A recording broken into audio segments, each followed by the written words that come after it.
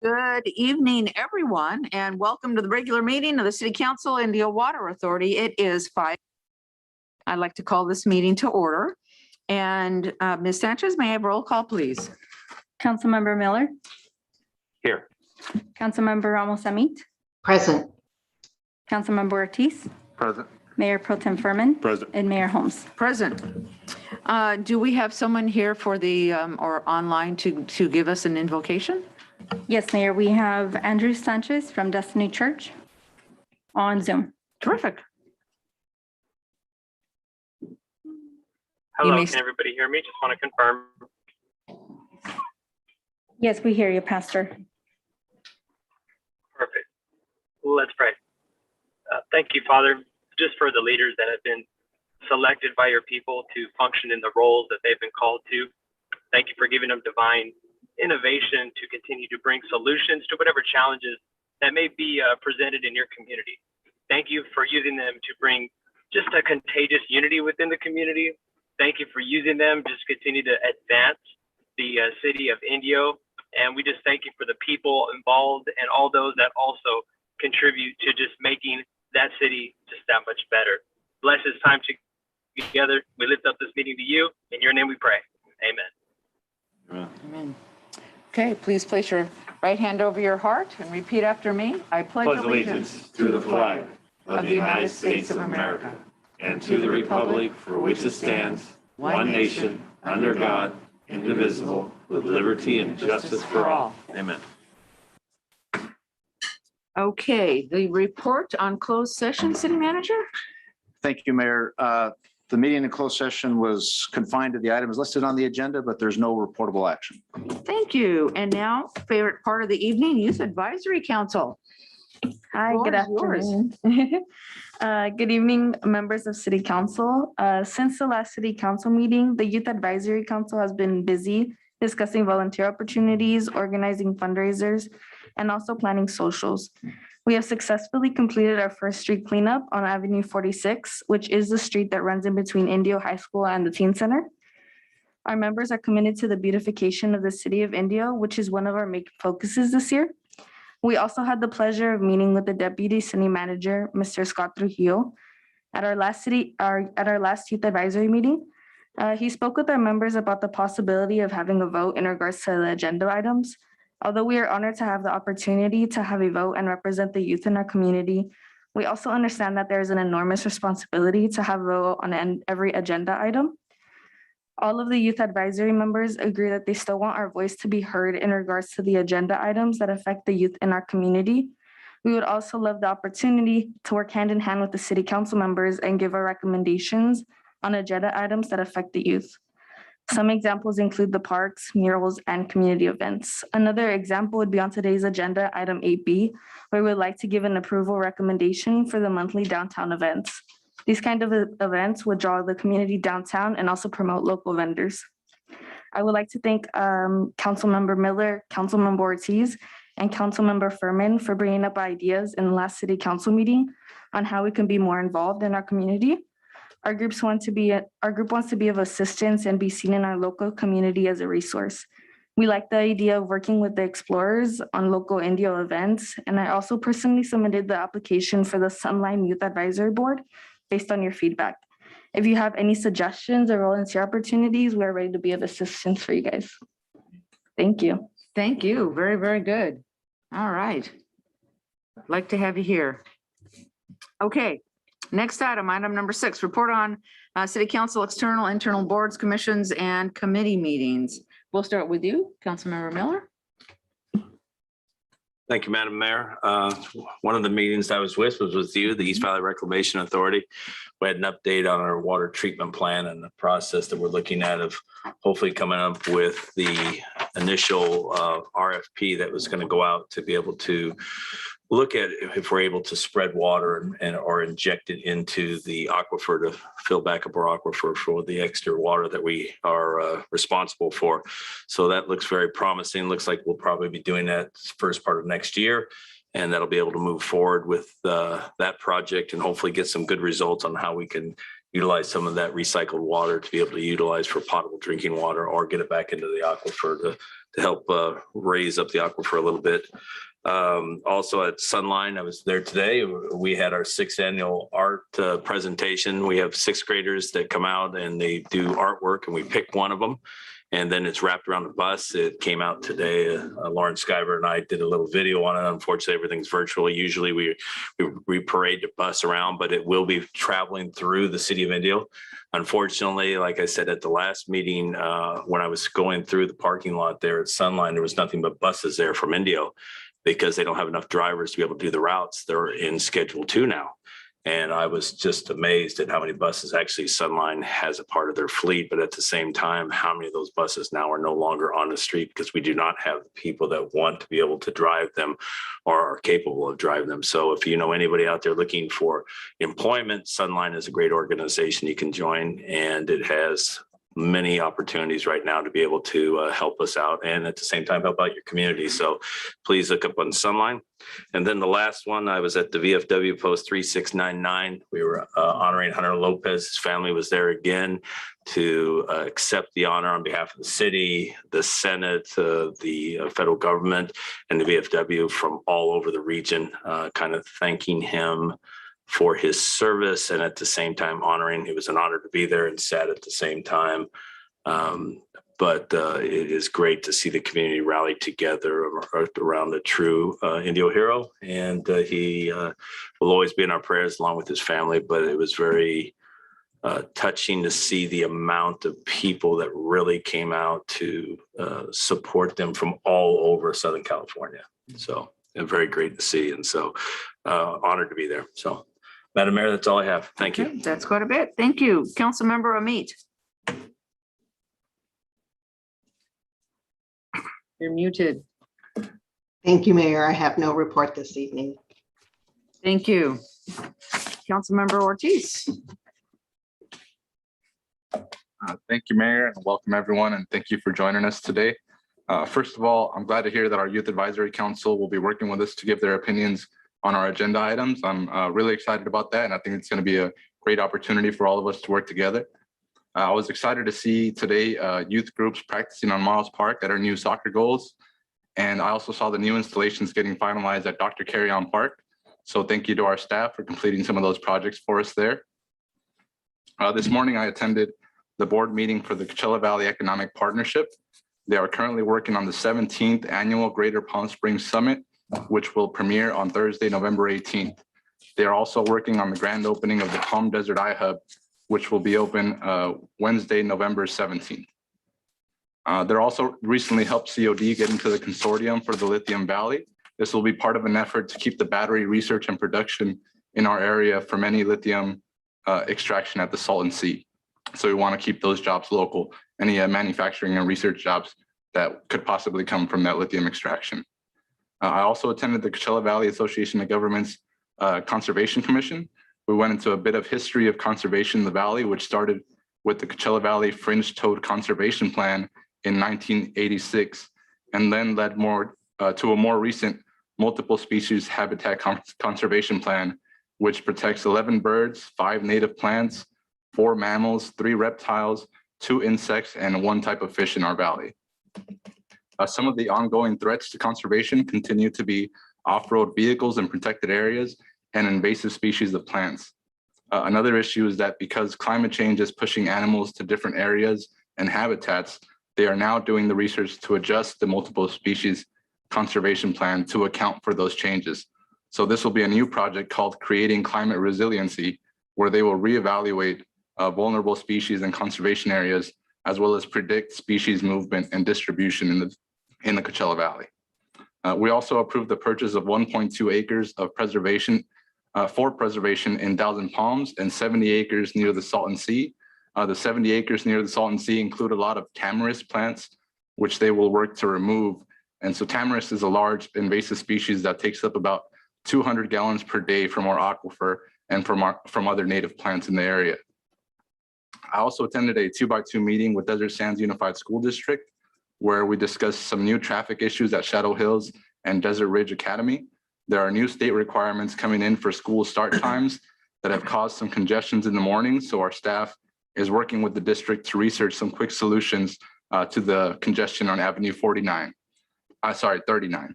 And that's all I have for today. Thank you. Thank you very much. And Mayor Pro Tem.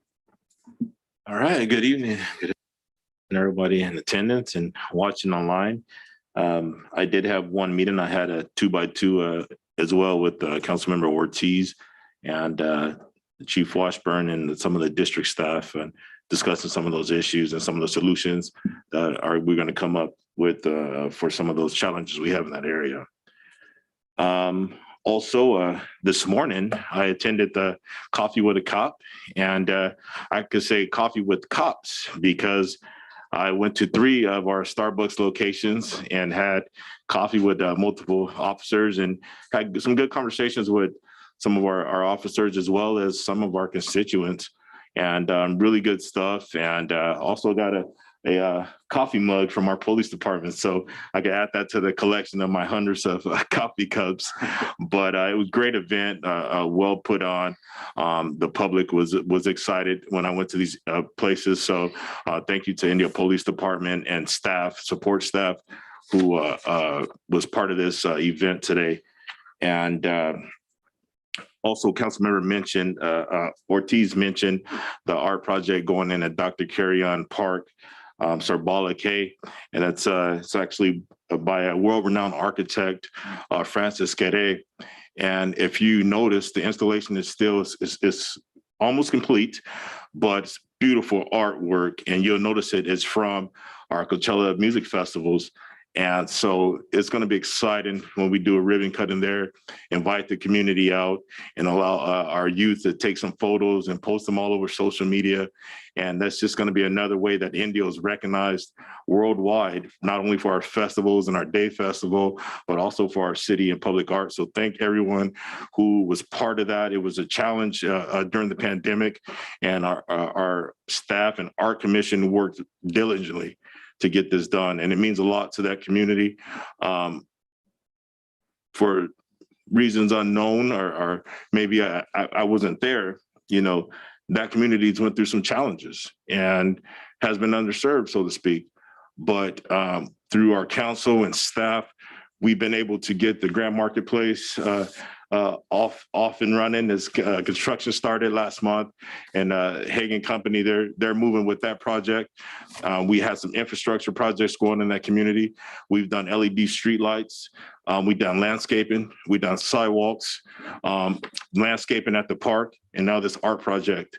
So that community is, earlier I mentioned, it's getting a facelift, it's getting a body lift, and it's getting a spiritual lift. So thank the council, our staff, public works, and everyone who's been part of that. And as we continue with this beautification of our community and these infrastructure projects, we're going to keep moving, and the ball's going to keep rolling around our community. And that takes me to the next topic I want to speak about. Some of the folks who are watching online, you might see this mail literature that's gone out, and it's about our Measure E. This is important. This is very, very important for our city, and I urge you all to vote yes. And I want to stress to everyone and put it out there, it is not a tax increase. It is a 1 cent extension of what we already have. But I'll be the first to tell you, our police department, our dispatch center, some of the other things that it's going to fund is well needed. Our fire department, the working conditions in some of these places is really unacceptable, and it's not suitable for folks to be working in. So we need to continue to fund these things, and we need to continue to keep our community safe, and I just want to stress the importance of this. And it's November 2nd is the vote day. So please, if you haven't voted or mailed your ballot in, please vote yes on this so we can keep our momentum going in our city. We have a lot of great things going on, but it's our taxpayers. It's our folks out there who are hardworking, who are making this possible for us. And I want to also stress it's transparent. Our finances are transparent. Our warrants are transparent. They're on every agenda that we put out. So you can see where your money's going. So this is an important measure. So please vote yes on Measure E. And that completes my report, Madam Mayor. Thank you very much. And thank you for bringing up Measure E. Very, very important. I voted yes. It's in the mail. I don't think it sat on my counter more than 12 hours before I filled it out. Very important for the city of India to be state of the art in terms of emergency services, public safety. And for our roads, we are constantly in the mode of fixing, repairing, slurry, seal. Sometimes the entire road gets fixed, and I think that needs to continue. The beautification projects as a result of all the roads and whatnot being done are very important in our city. Vote yes on Measure E. That extension is important. Again, think of our emergency services. So attended many of the things that others attended. I think of note for me is the East Valley Reclamation Authority, which Councilmember Miller discussed, and the looking at the different feasibility, whether it's spreading or injection, which looks like it's probably a better option, albeit perhaps looking at other opportunities a little bit more expensive. So we're looking, and next year we'll be sending out an RFP, but really looking to ways to explore water replenishment in our community and beyond. Very important. Recycled water is very, very important to our existence. Okay. Next item is city manager reports and information.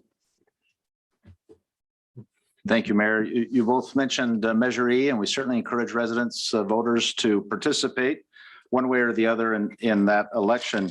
I want to remind everyone also of the barbecue championship and festival at the lights on November 6th, and we look forward to that great event. But there are two items listed on your agenda that are specific to some ongoing critical projects. The first, the fiber master plan. And I'll turn some time over to Ian Cousins, our Director of Information Technology, to introduce and be a part of making a presentation regarding that important project. And then following that report, Public Works Director Tim Watson, a brief update of our capital improvements program. Yeah. Good evening, Mayor, council members. Ian Cousins, Director of Information Technology. It's my pleasure to introduce to you tonight Preston Young from Magellan Advisors, who will give you a brief presentation and be there to answer any questions you may have regarding our fiber master plan. Thank you.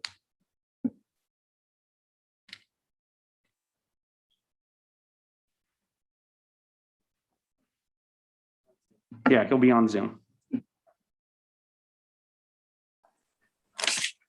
Okay, I think it reconnected me finally. So I'm Preston Young. Let me share my screen and give you our little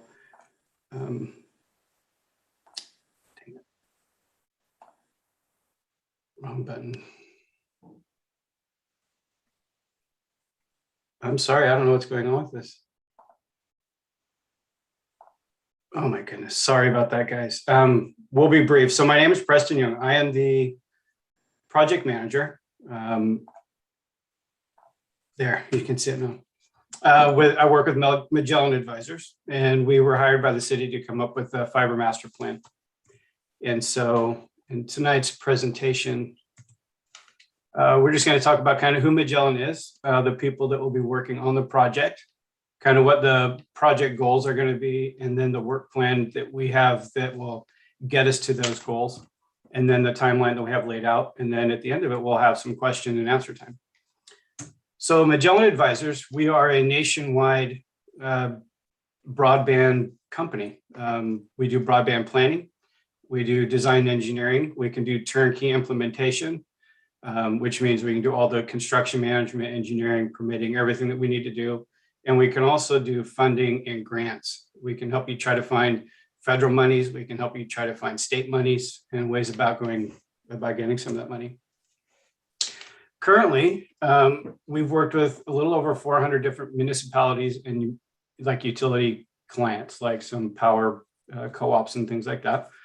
We've helped build about 50 community network plans. We've helped connect over 1 million people with fiber to the home projects that we've been involved with. And we've also helped raise over $1 billion in new broadband investment money, either through grants or through partnerships and that sort of thing. So on this project, this is the team that will be working on it.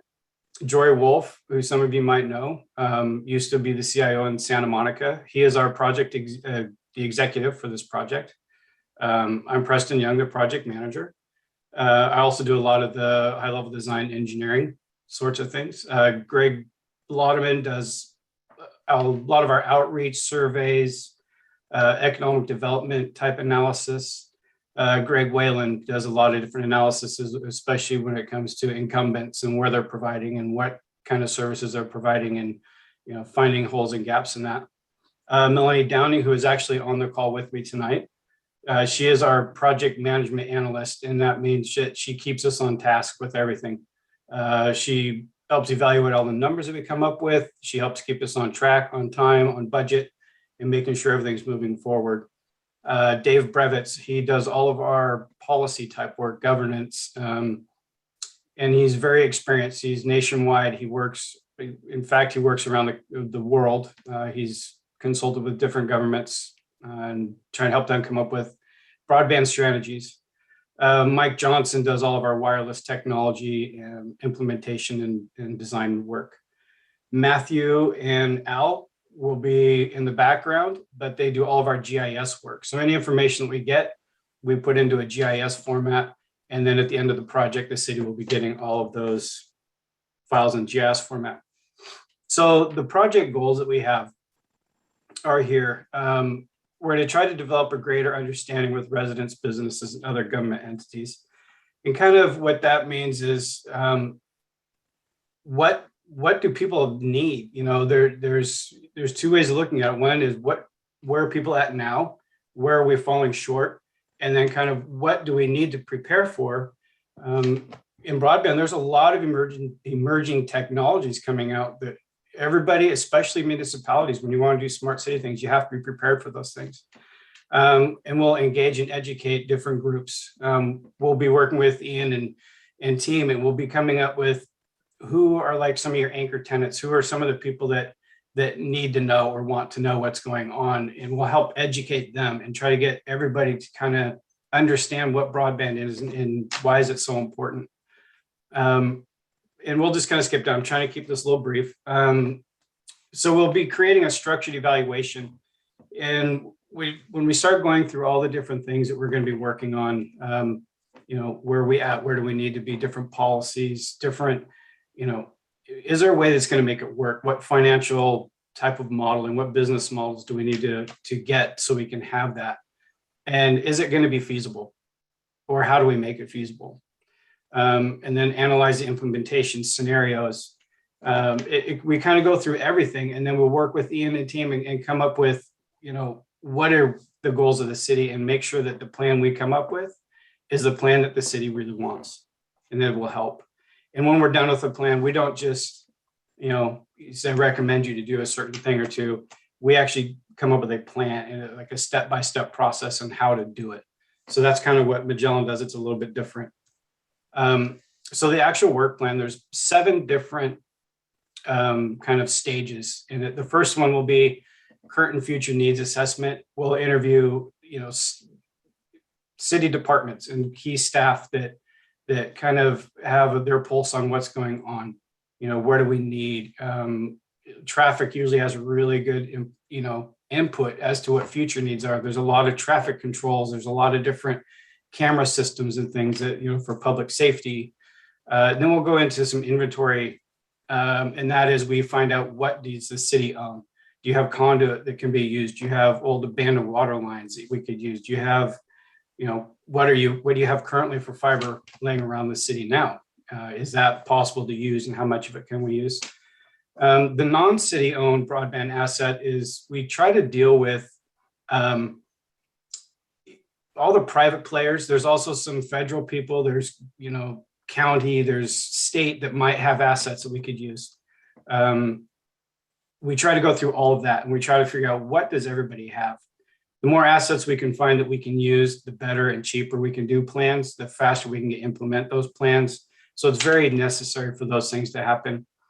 The city policies and business practices, this is what Dave Brevitz specializes in. And he'll go through all of the practices that, do you have MLAs with small cell providers? Do you have 5G stuff going? Do you have a dig once policy?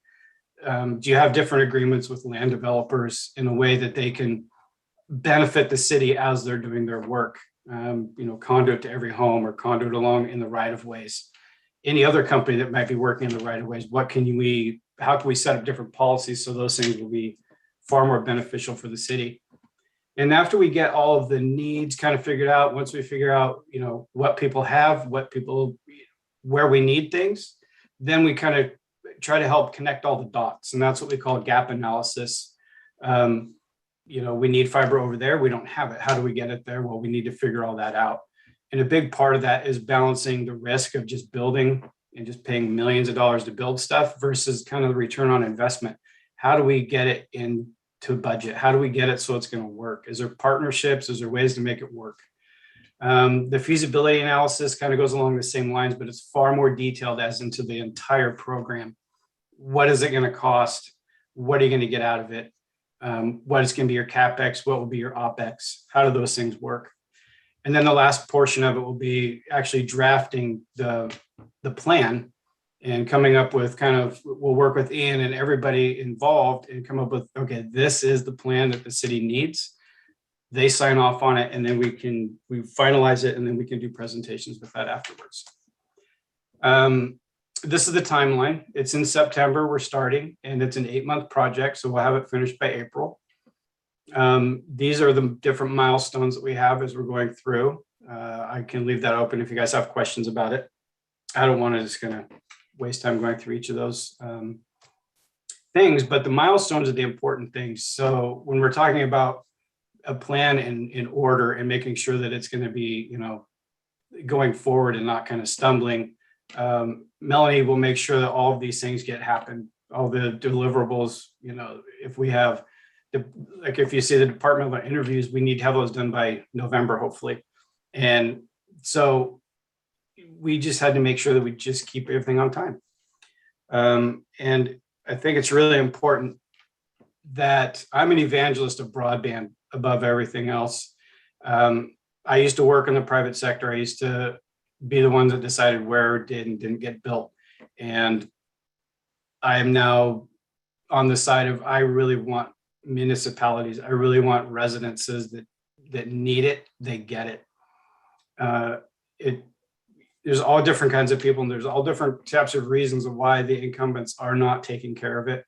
But we're here to solve that problem. And I'm really, really glad that the city of Indio is seeing this as a valuable project. And I hope that we can meet all of the needs and things that you guys have.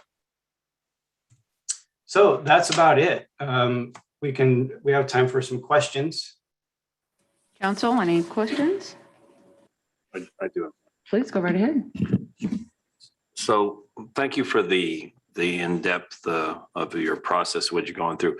So when you're talking about non-city items that we already have, do you make agreements with them where you can utilize their services or their broadband, or how does that work in terms of public and private entities interchanging with that?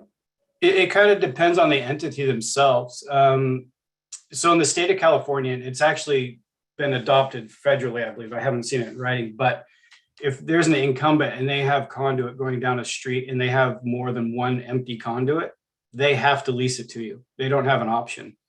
So that's where they're not in agreement. That's just to fill out the paperwork and get it going.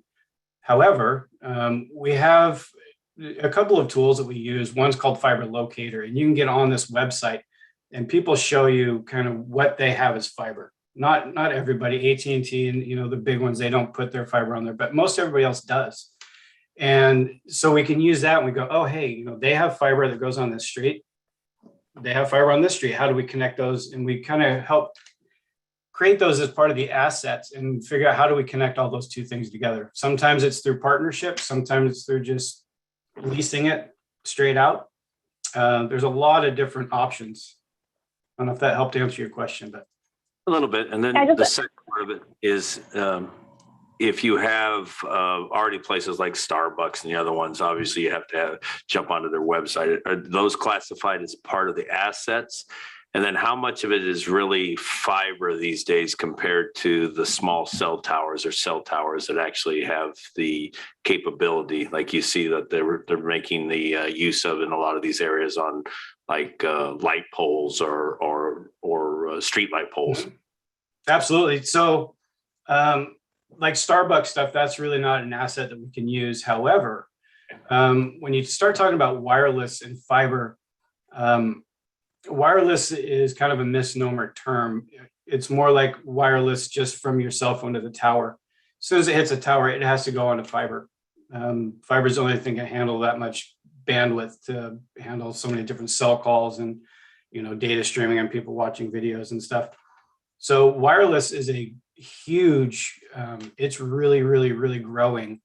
However, it still all has to be fed with fiber.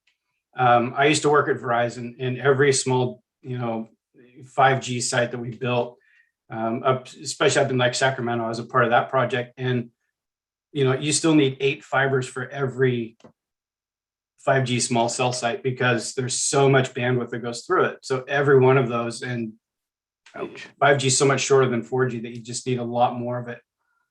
So wireless helps the last mile, which is like from the terminal to the house or from whatever, but you still have to have fiber for backhaul. So we got a lot of work ahead of us, what you're telling me. I haven't finished the analysis yet, but possibly. Thank you for your comments and your answers. Mm-hmm. Other comments? Yeah, I also wanted to just see how far we're looking into the wireless networks. I know out there, I work in Desert Hot Springs, and they're actually servicing a lot of the cannabis businesses out there with some of those wireless appliances. And I'm not sure, exactly how they work. I do know there's some new companies out here in the Valley that are doing some of that work. And I'm wondering if that might be a smarter way to get into some of the areas where we really don't have much reception and just extending that service over to those areas without having to lay down the fiber underground. Absolutely. There's a lot of different, CBRS is a big technology that's come out that has really good bandwidth that can handle a lot of different customers at one time off of one access point. The problem is if you do point to point to feed out to certain areas, the point to point is where you're going to limit your actual data speed. Wireless gets affected by weather, it gets affected by poles getting knocked around, and the different things that affect it, but it is a very viable, and we look at every option. We don't want to make it expensive because obviously CapEx is one thing, but OpEx is another. And there is some type of, OpEx that's involved with all of them, but wireless is a very good technology and we absolutely look into it. But wireless is really only as good as the fiber that runs to it and therefore the signal it transmits, correct? Correct. And so does this study is really broadband based. It's not from there, then whose responsibility or where will the analysis be for the last mile? Well, broadband, broadband it's really defined as it's high-speed data transfer, and it can be over different mediums. You have coax for like if you're using a cable TV company, or you have fiber, or there's wireless. Those are the three pretty much the only ways you can deploy it. There is satellite, but that's very iffy and not very good, very spotty. So of the 3 different types of deployment methods, yeah, we look at all of them. So the last mile, we definitely look at how does wireless play into it? Will it help, especially in the low to moderate income areas? Do they need services? Is it too expensive? Right? You can feed them with some different CBRS systems, and it's a short or a small amount to buy the initial equipment. And then after that, it's really not a whole lot of expense involved in it. But it does limit bandwidth because, you're going to have a lot of people coming out from one access point. Yeah. You need a lot of fiber in the ground. Okay, fascinating. I think we're all interested. I think we all see the need in terms of the educational component of this, particularly at the far ends of the valley from an economic development and business point of view. So we all, I think, look forward to this. Councilmember Miller, go ahead. One thing, And are we working, obviously, the signal synchronization with CVAG and that they're talking, Tom Kirk and them are talking about running more wires and that. Are we working with them to support anything that they're doing too at the same time? Because I know we just agreed to on tribal areas, and I think it was another $1.5 million part of the contract. Yeah. And so as they're synchronizing all the signals, they're also pulling areas to pull wire for fiber.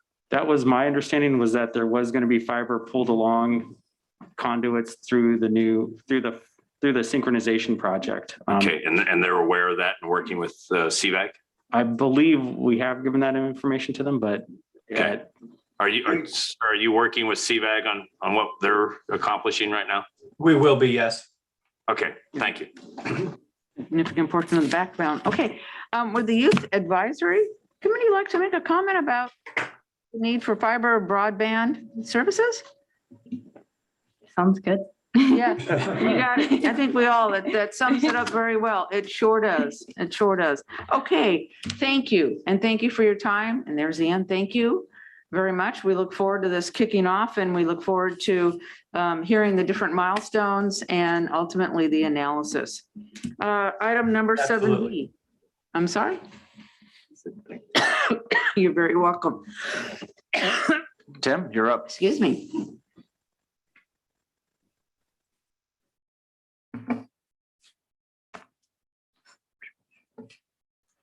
Thank you and good evening, Madam Mayor, council members.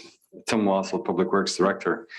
It is my pleasure just to walk you through a quick update on our CIP, the Capital Improvement Program that you've approved last July, and just wanted to let you know where we are and how things are coming. So with that, I'm going to try and go as fast as I can. So fasten your seatbelt, and if you have any questions at the end, I'll be more than happy to answer them.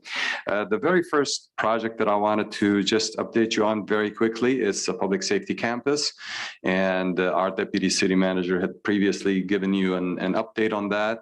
That project is still moving forward, building 3 new facilities, including a badly needed dispatch center, fire station, and a public safety administration building. That project is currently under design, and we have a construction manager on board, and we are hoping to begin construction on this $45 million project sometime next June, which will take us about 20 months until April or so in 2024. The next project is project that we've just recently awarded the construction contract back in July, actually, and we're getting ready to start construction. This is a federally funded project, India Boulevard. It's a seismic retrofit at both sides over the Whitewater River Channel. It's a badly needed retrofit, mostly funded federally, with a small portion that is being funded by the city of Indio. And we had a little bit of shortage of about $800,000 on this project. But with our team effort here, we went to Caltrans and we were able to get approval of this additional funding, and we will be moving forward with that project here pretty soon. There shouldn't be a whole lot of disturbance on the top, but if you've recently seen, we did have a little hole in the bridge and we fixed it real quick. Next project, Avenue 44. This project has been going on for several years right now. It's been going on for several years. It's well over $30 million. And again, we were very lucky to be able to secure the funding through federal grants and also through Coachella Valley Association of Government. And this $30 million plus project is worth every penny of it, and to Indio's share, a little over $1 million. That's a heck of a deal. We are finalizing the work, securing the permits, and we should be able to start here in the near future, sometime in 2022, 2023. Next project, South Jackson Park, ADA improvements and other improvements, badly needed improvements at the South Jackson Park. Again, we were able to secure a grant for this. Finally, it took us about 2+ years, but we got the word. We have the go-ahead on this project. Right now, the city has about $1.2 million or so budgeted, but really the need is closer to $1.8 million. And I'll talk a little briefly on that later on when the opportunity comes up. Next project is Dr. Carrion Park improvements. You've all have seen what the improvements had gone in. This has mostly been funded by CDBG funds and a little bit of money from the city of Indio. So the art pieces that have been installed, obviously there's more to come, and we are working with the contractor on a possible separate contract, so we don't muddy up the use of the CDBG funds to add the lighting and the concrete and all the landscaping around the area where the art pieces have been added. Beautiful, beautiful project. If you haven't seen it, check it out. It's really awesome. Downtown outdoor living room. So again, a very inspirational, awesome project that we're right now we're initiating. We will be coming to council with more information. City manager and myself and Mike have been working on this project. But in a nutshell, we're trying to reactivate downtown, bringing in music and live to it. And this is at the corner of Smur and Miles Avenue. We're also considering the possibility of adding the 9/11 memorial piece or the beam that we have, and also maybe create a little Veteran and Memorial Day event for council. Amphitheater, stage, shade structure, fenced, secured area. Very, very exciting project. So stay tuned for that. So more to come on that when we have a little more information. City manager will be updating you on that. Next project, another project that we just finally heard the word. We got this baby, approved, a grant approved, a little over $4 million. And if you've seen some of the pictures in the past, downtown gets flooded. And this will help us alleviate that problem, and it will also help us add some trees and liveliness to the downtown area. And we're waiting. The state has given us the approval, and we're waiting on the agreement to proceed. And we will begin design and construction ASAP. So again, stay tuned on that one. Street light update project, Kenner area, CDBG again came through. We are upgrading a lot of these lights in the Kenner area. That's been recently, the roads have been upgraded and the sidewalks. So we're moving to LED, replacing any light poles that need to be replaced. The contract will be coming to council for approval in November. And it will take us a few months, but we will get this baby taken care of as well. Jackson Street and I-10 interchange, 2 interchanges, this one and Monroe Street. 2 major projects, well over $225 million. So where we are on both of these projects is we have secured the environmental, which is a humongous milestone. It took us about 3 years. We're very lucky. We're very happy that the environmental has been approved, is signed off. So now the next phase is securing the right-of-way and working on the design. And we've just interviewed a design team for Jackson Street interchange. Monroe Street is a little ahead of Jackson Street. But it's always been our desire and our our desire is to make those both projects shovel ready. That means right of way on hand, environmental on hand, PS&E, all design is on hand and ready to go. Now, you never know where one could get stuck. So the right of way is really critical. And once we secure the right of way, we have the design in place. In the meanwhile, we are very aggressively pursuing any possible funding. And as you all know, we had the opportunity with Dr. Raul Ruiz, Congressman Raul Ruiz, recommending Monroe Street for $20 million, but that bill was killed. But it was passed by Congress, by the House. Now we're hoping that the Senate will turn around and approve that. So it will be huge for us. So we will get it there.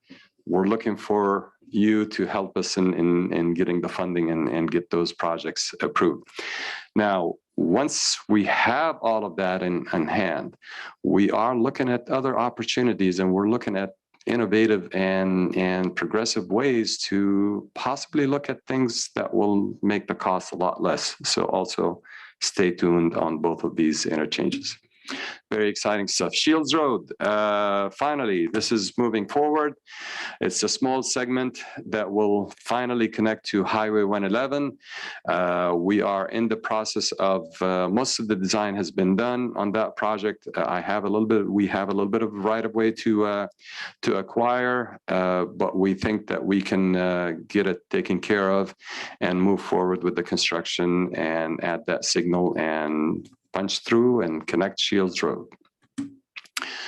Rancho Los Coyotes, the pavement improvements, finally that community will be getting the road that we've talked to them about for some time.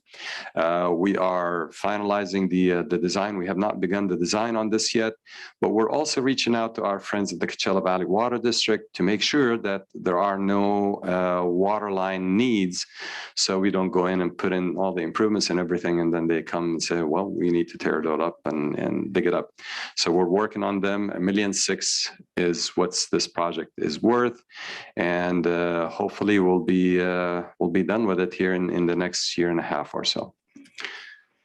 Avenue 50 widening from Jefferson to Jackson, badly needed for all of the activities that we have, the festivals, major project in the almost $30 million, but it's number one on list of projects. So we're working with them.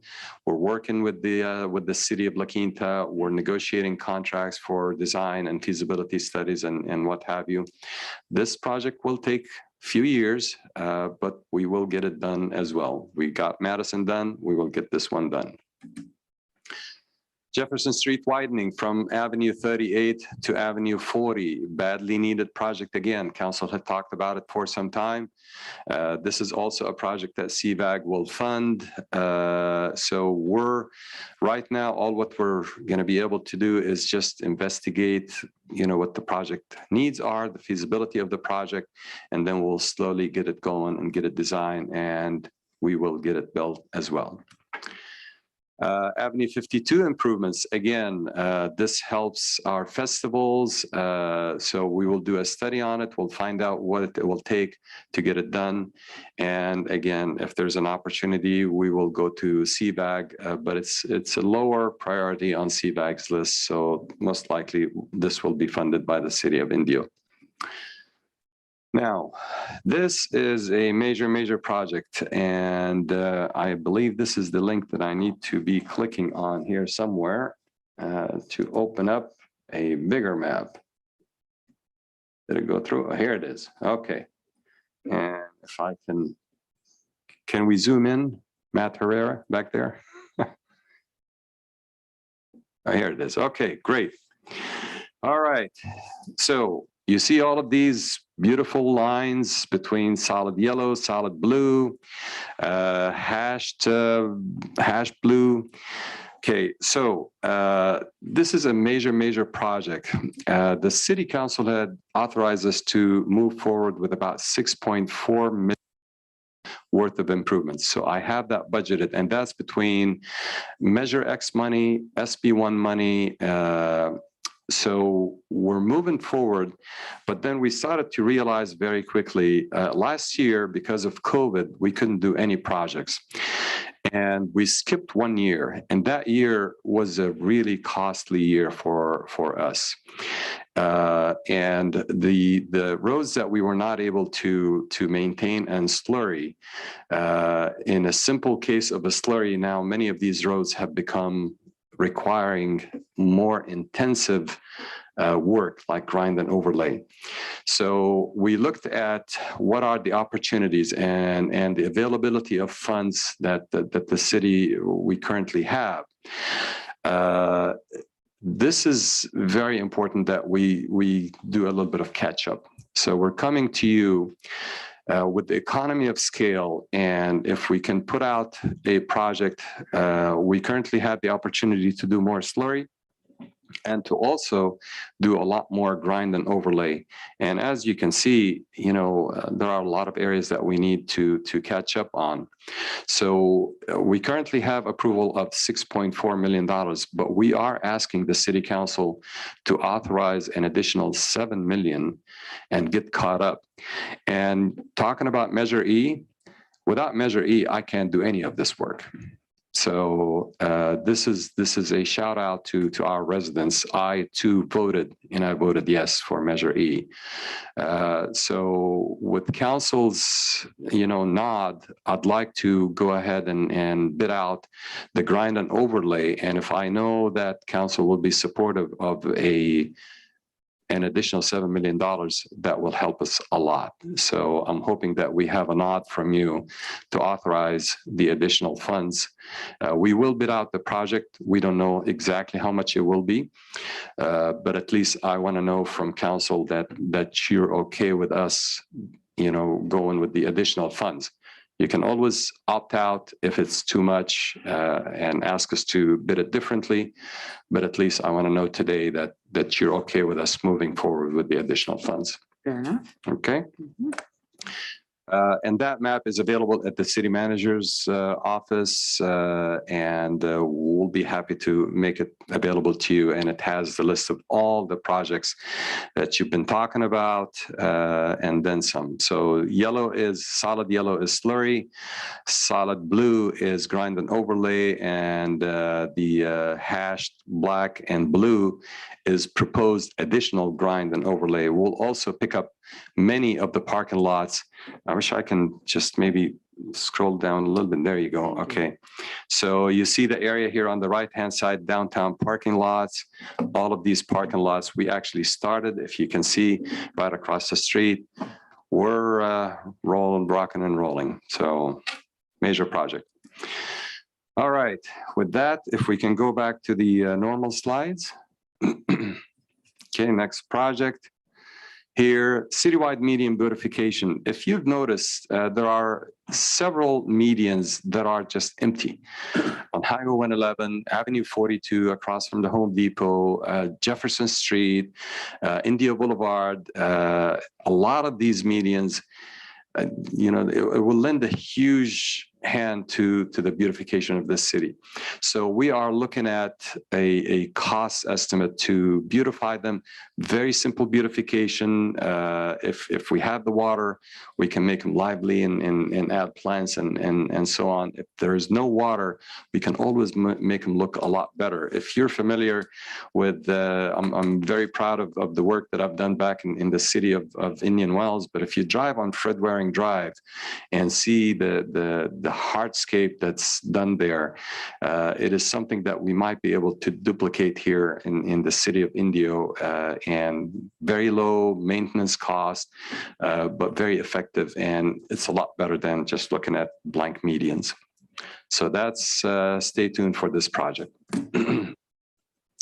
Madison Street improvements, badly needed project, fully funded, mostly funded by the Coachella Valley Association of Government.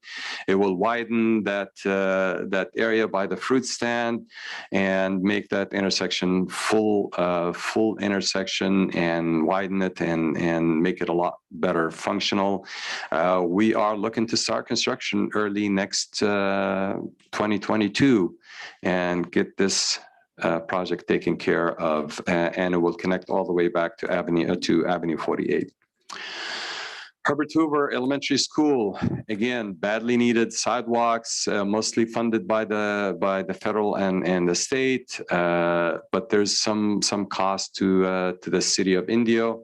It is under design. I believe we have secured environmental on that one. So it's just a matter of talking to all the residents there and make sure that we're both on the same page when we go in and do these improvements. So it will affect a lot of residents, but it's a very important project that will help students walking safely to school. So that's part of the ATP grant that we got. Avenue 50 and Jackson Street improvements. If you've driven through, you know what happens when it gets flooded. So this project became a major project, and it's again one of the top list projects on the Coachella Valley Association of Government. A little over $14 million. It will widen all the way from the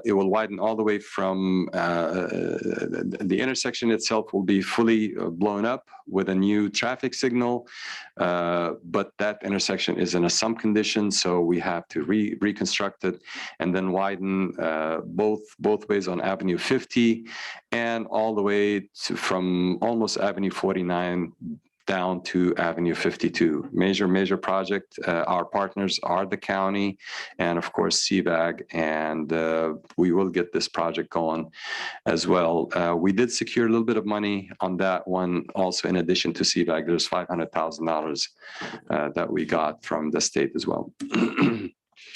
New traffic signal at Monroe and Avenue 41. This project is moving forward again. We've just ordered the material, the signal poles, and everything else. So we will be going to construction on that one as well. HSIP, again, that's a grant that we got, and this is an interesting project. It's a dilemma zone, and it's literally what it is. It's the dilemma zone. When people are approaching a yellow light and they don't know what they want to do, and they decide to either gun it or slow down or whatever, there's a camera that will detect what that driver is doing, and accordingly, it will coordinate all the other lights, and it could delay one side so someone will pass safely. So it's a safety one, and it's an awesome. It will affect 15 intersections here in the city of Indio, and it will upgrade a lot of these signals. If you look at a lot of our signals, we have those posts that stick out for the camera to capture all the traffic. So we will get rid of a lot of these with these upgraded cameras. Exciting stuff. All right. $371 million. So that's the tag. And without Measure E, I can't do it. So council, I'll be happy to answer any questions.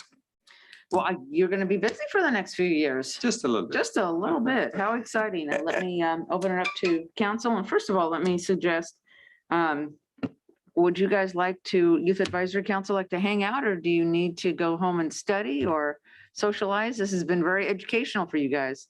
Yeah, it's been very educational, but we all have a lot of homework, so I we bet would you like to do. be excused. You're absolutely excused. Thank And you. thank you for your input and for hanging out with us. Thank you. Okay. Can you hang on, Tim, for a few seconds? Yes, we're good. We got it all figured out. Okay, technical things that are just so fast. Council, this is an incredible presentation, so exciting. Any comments or thoughts on some of what Mr. Wassel presented and requested? I'll start. Thank you, Tim, for the update. I think 371 million is a lot of money. And yes, Measure E, I voted in favor of it also. If we're going to continue to move the city forward, we need the opportunity to reinvest in ourselves. And we're not going to get it from the state and federal government, obviously, at least in chunks that we need to be able to support ourselves, where the money stays here in the city of Indio and nobody else can touch it. You said you need $7 million more for the slurry and the seals, and I agree with you. Is that over 2-year period of time, 3-year period of time? I mean, can we give it to you in chunks? Or are we talking one straight $7 million? That's what This fiscal year. This fiscal year. This fiscal year that because we're I'm in currently? Pardon? The current fiscal year? Yes, sir. Yes, sir. Because I'm going out to bid out the grind and overlay. And if I have the authorization to bid out more, it will really help us tremendously with the economy of scale. Yeah, because, and it will help me attract contractors to bid on the project. Contractors are very, very busy. Material are scarce. So without the economy of scale, we will be paying much, much more. So the increase, it will help tremendously, and it will help save us from more deterioration to the roads. Yeah, okay. I mean, just Jackson Street last year, it would have been maybe slurry. Now it's like, there's no way we can slurry this. We got to grind and overlay. So, okay. And that's per code. And so you've looked at it and reevaluated it and it's come to that already. Yes, it is. So, city manager, where would we get the funding for the $7 million? Would it come from the ARCA money? Would it come? Exactly. So there's a combination of unspent Measure X funds, because as Mr. Watson indicated, we took a year off essentially. Then there are the ARPA funds. So when our preliminary strategic planning meeting, we talked about this 36 million of one-time funds. The proposal would be that it came from that. You did not specifically appropriate that additional 7, but if he's allowed to go out and get bids, we can then present to you as that as an option and bring it back for award. If at that time you don't want to appropriate it, we can make that decision and cut back. But the funds are there. And if it's not 7 million now, it's going to be 10 million in 2 years. So we do recommend it. Okay. And then, so thank you. And then on the other projects that you have are the ones that you put up that you're talking about starting. Is the funding already there and set aside, or that other funding that you're going to need requests for? Because are some of those more important too? Obviously, we've talked about the park. We've talked about some of the other stuff that we want, the improvements, the beautification. It was part of our goals. Is that part of it, that 1.5 million and other stuff, or no? So the majority of the projects that I presented are already in the budget. The ones that are not in the budget include the living room project that we are still contemplating, the beautification on the medians, and the little bit of shortage on the South Jackson Park and what we've talked about in the past about Miles Avenue Park. Now, the city has set aside $500,000 for various park improvements, and that money is in the budget, but it has not been assigned to which project. So with South Jackson, the need is huge there. And what we've been contemplating internally is to spend that additional. I will probably may not need. I will need some of the money for South Jackson, but I also have needs for other parks all throughout the city. Full surfaces, play toy equipment, ropes, and all of that. So we will have a comprehensive look at what all of these costs are. But all in all, for parks, I'll probably need another 800,000. So you're looking at 800 for parks, about $1.5 million for the medium beautifications. And we don't know for sure how much is a living room, but I mean, it's probably with an amphitheater and everything. If I were to throw in a realistic number, maybe about $1 million. So that's about a little over 10 million, about 11 million altogether with the roads for 11 million. But the beautification and the other projects, I can, space them out a little more, maybe, spell into next fiscal year. But the grind and overlay in those projects, I need the 7 now. Okay. Jumping in though, just to interrupt that, we're awaiting the opportunity once Measure E is decided to look at all of these. That number is about 30 6 million, let's say 35 million. So you just counted off 10. If that is how we went, there would only be 26 in theory, if that's the number, to then allocate for other projects.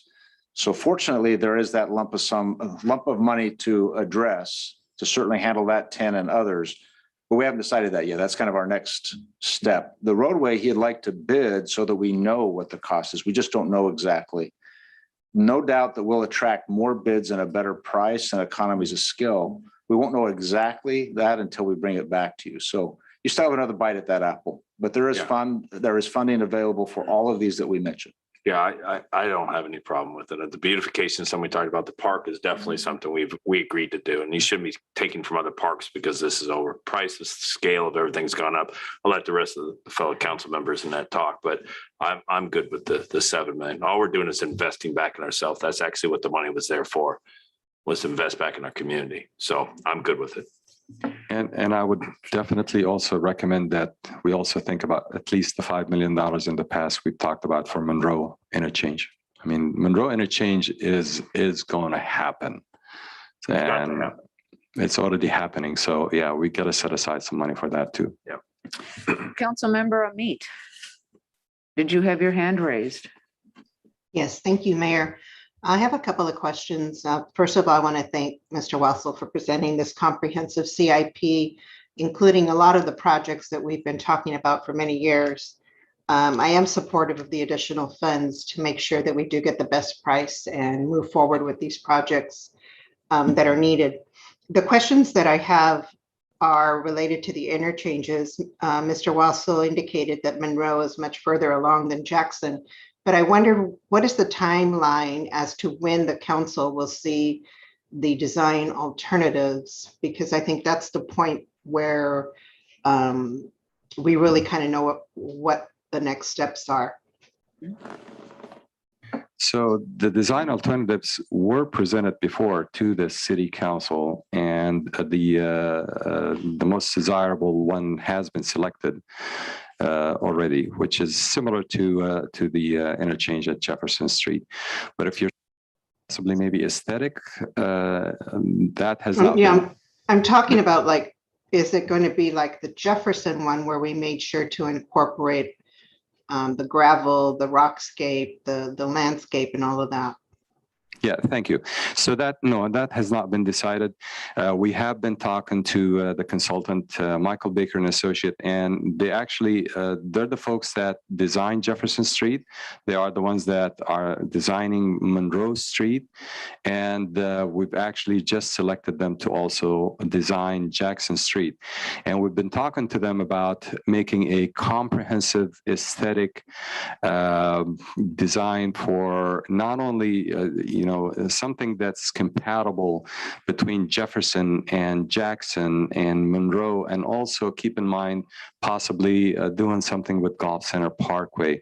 So when you enter the city of Indio, you will have a theme, and it may change a little bit depending on where you are, but that has not been presented to council, but it is in the works, and we will be presenting it to you when it's ready. Also, I remember when we saw the Jackson Bridge, we had made a decision to move forward with the word Indio on it. But since that decision was made, I think CVAG or Caltrans has decided that they're not going to allow it anymore. Did we get our design in time? No, it's so Caltrans' position has always been the same, that they will allow the city to only have one location that says, Indio, but it doesn't mean that we cannot possibly have our logo on the columns of Jackson Street. We are working with them. We have presented some ideas just to get a sense from them what would be allowed before we present anything to council. So that is in the works. But as far as we know, they will only allow one interchange to bear the name of the city. And that has not changed, but we'll see what happens. Okay, and the final question is, I know South Jackson Park is in dire need of improvements. The last conversations we had with the Parks and Recs District, they were wanted to do something jointly. Do you know if that's still a possibility, or are we just moving forward with what needs to be done in the short term and hoping that in the long term, some other things can be done? So Desert Rec had talked about the poly pool, and they were trying to get those improvements done.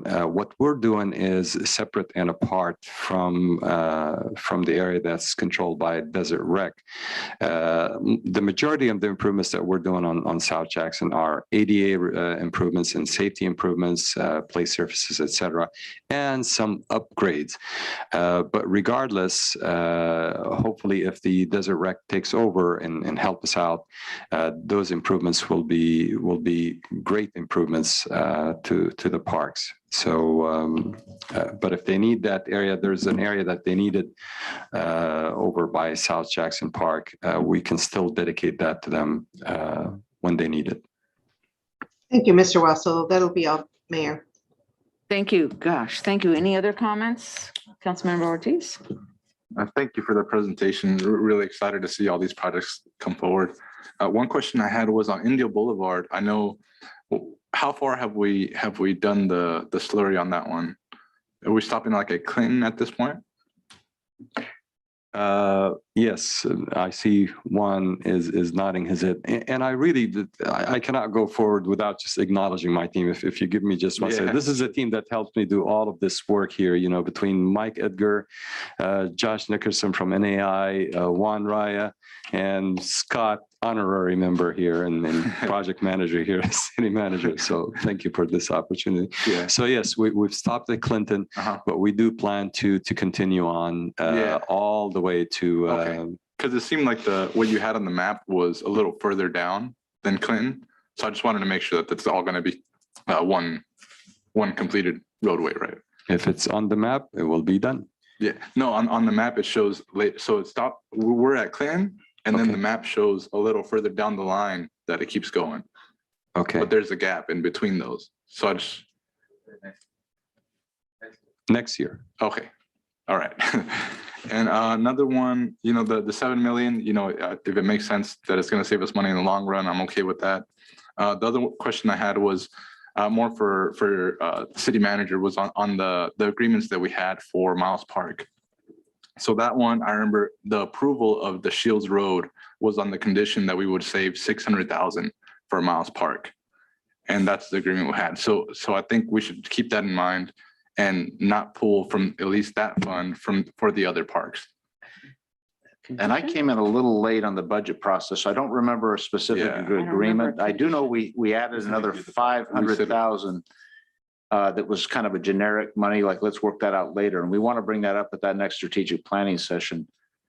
But I know we've talked about, I mean, I've heard 600, I've heard 700. The only one I know and that Mr. Wassel just indicated is 500. So if there's a little bit of research you could guide us on, we'll find out where that was all done. Okay. Because I remember the specifically the Shields Road, we said, you know, for me, it wasn't as important as Miles Park. But what was the majority? I guess I don't remember that conversation where the majority agreed with that conversation. I think we agreed to do. I think we agreed to do Shields, and then we would invest. We weren't sure how much money it would take to invest in Miles Park, but Oscar brought up about 600,000. Tim said in that range is what you said, and so we said we'd come up with the money. Is basically what we said. Come back and bring it to us. So let's do that. Let's do a little bit of research. We said we'd do it. The word agreements might be a little bit firm because I'm not sure there was a specific motion, but what Councilmember Miller is indicating is there was this general discussion of $500,000. I will say that the volume, the traffic and the use is South Jackson. So our gut is telling us to recommend to you that money be spent on South Jackson. Miles certainly has some needs. There is a direct allocation grant that we're eligible for about $200,000. That might be a good investment at Miles, but if we can defer that to our next chat, and then we'll also know if Measure E is passed or not, it gives us some good assurance of what might be available. I agree with, excuse me, Mayor. I agree with Oscar on this. I mean, yeah, South Jackson by far needs it because of the use on it. But the reason Miles Park isn't used is because it doesn't have the amenities and the stuff that people need to. And occupied by a lot of people that are there that aren't really utilizing it for the opportunities. And that's why we put the goals in. The opportunity to utilize our largest, actually it's probably our largest park of open straight grass. And if we can get that where people can come back out, we can invest in it. And it's next to the History Museum, draws people into our downtown. I think it's a wise investment anytime we can invest in our park, but that's probably one of the parks that we could utilize the best if we could. So that's just my 2 cents on that. So I agree with Oscar. If we have to put 600,000 in and we have to come back and discuss it, then so be it. Yeah, I think that's the point is let's discuss it. I don't recall that there was a vote, but I think we all agree in the need for us to upgrade the parks in Miles Avenue. I don't think one was contingent on the other. So we have some additional conversations to have and as part of the strategic planning process to allocate some of those dollars. Yes, sir. Mayor, what's most important for us right now at Miles Avenue Park is to get the soccer field taken care of. I do have an irrigation problem. Okay, we do have the per capita funds, the $200,000, and we think we can get that soccer area fixed because I need to upgrade the irrigation to make it workable. So we really need to tell the state how we're going to spend that money. And it is our recommendation to you is to allow us to spend that $200,000 on that function of Miles Avenue Park, and then whatever other funding that's available to go to South or whatever else that we need to do. But right now, I do need to proceed and move forward with fixing Miles Avenue, the soccer field at least. We already put the goals and the lights are there. And to get it activated, I do need to get the irrigation done. So. And that's part of $200,000 coming from where? Help me. State. The state. State funds. There's a grant program that gives a direct allocation. We just have to indicate where.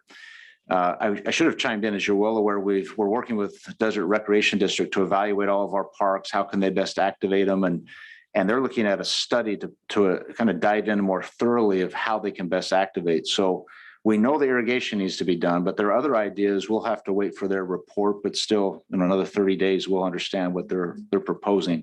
There may be some other areas where they think investment needs to be made. And we are doing an evaluation of the playground equipment in various parks that needs some attention. So that we didn't discuss and is going to be expensive. So we may have a little bigger price tag and you'll have an opportunity to kind of prioritize what you think is best. If in the end, this is general fund money, say Shields Avenue, if you feel like Shields is not as important to the others and we have a zero-sum game, those are the tough decisions you guys get to make. And if Shields waits a couple more years so we get more done, it just takes 3 of you to give us that direction. And so at this point tonight, I know Mayor Pro Tem will probably have some comments and I want to continue the conversation. I'm trying to figure out what we need tonight because I've heard $7 million and I think that makes a lot of sense. And then I've heard, Miles Avenue Park, 200,000, 600,000. So we need to have a tonight discussion and what falls into the category of what you need tonight. And we need to have a discussion at the next council meeting or in the future to discuss parks and Miles Avenue and so on and so forth. I think we have the direction for what Mr. Wassel's presented tonight. There's more detail before some final decisions are made on the rest of this. Thank you, Mayor Pro Tem. I think everything was said. I just want to add, I want to thank Mr. Wassel and his staff for working on this and this presentation. We have a lot of conversations about our road projects, especially over in the Kenner project. That's very big. It's been put on hold. And I just want to assure the public that a lot of studies and things have gone into these projects to see why they're needed. I just take Avenue 41 in Monroe, for instance. Lots of accidents there. It's a very dangerous intersection and that needs to be done. Well, it's been put on hold. The pandemic has put us behind. So it's important that we allocate this $7 million to get these projects off the ground so we could get caught up. This is something that was already there. And so I do support that. And I just think with the Miles Park, we just need to have a robust conversation about that at a different time. Right now, I think South Jackson Park is immediate. I mean, this if you go down there, these ADA improvements are well needed.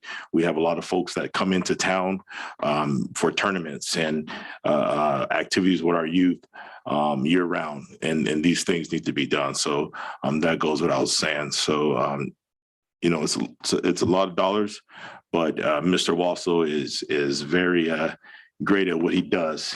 He's not standing there at that podium for nothing. He knows how to prioritize, and he used the term shovel ready, which I stole from him a couple of years ago. But he's right. We have to get these things shovel ready, so when the fundings do present themselves, we're ready to go, and we're standing at the front of the line, and we are advocating for those dollars when we are dealing with our partners over at the Congressman's office or above. So thank you, Mr. Wassel. And that'll be it, Madam Mayor. And then I couldn't agree more. And the $7 million is something I would, support at this point. Absolutely. I mean, we're moving things forward. I appreciate this presentation, and I full speed ahead. I think that's awesome. I look forward to additional conversations because Miles Avenue Park's been on our radar for a long time. Jackson Park has just been, South Jackson has been, in need of some tender loving care for a while. And I really like the fact that it's now a priority. But I also see the need for Shields Avenue. There's a point. I mean, Highway 111 is our major economic, area for restaurants and so on and so forth. And with Shields Road blocked off for so many years, there are entire neighborhoods that can't get from there up to Highway 111. And I think that also impacts our community and has done so for a while. So again, not cast in concrete, look forward to further conversation. So absolutely have my support on that $7 million and look forward to future conversations on this. Okay. All right, so let's see. The next item 8, is the consent calendar. Does anybody have any questions? Or do I hear a motion? I'll make a motion to move the consent calendar. I'll second that. Okay, I have a motion from Mayor Pro Tem Furman, second from Councilmember Miller. May I have a roll call vote, please? Councilmember Miller. Aye. Councilmember Ramos Amit. Aye. Councilmember Ortiz. Aye. Mayor Pro Tem Furman. Aye. And Mayor Holmes. Aye. Motion carries unanimously. Next item are the administrative items, and this is the time due to the fact that I have a conflict. I own property within 500 feet of this defined site plan for the event. So I need to recuse myself on the next two or the administrative items. So I'm going to turn the gavel over to Mayor Pro Tem Furman for the remainder of the evening. So you get to head out. Well, I'm sit in the back there. All righty. And here are a couple of requests to speak. Okay.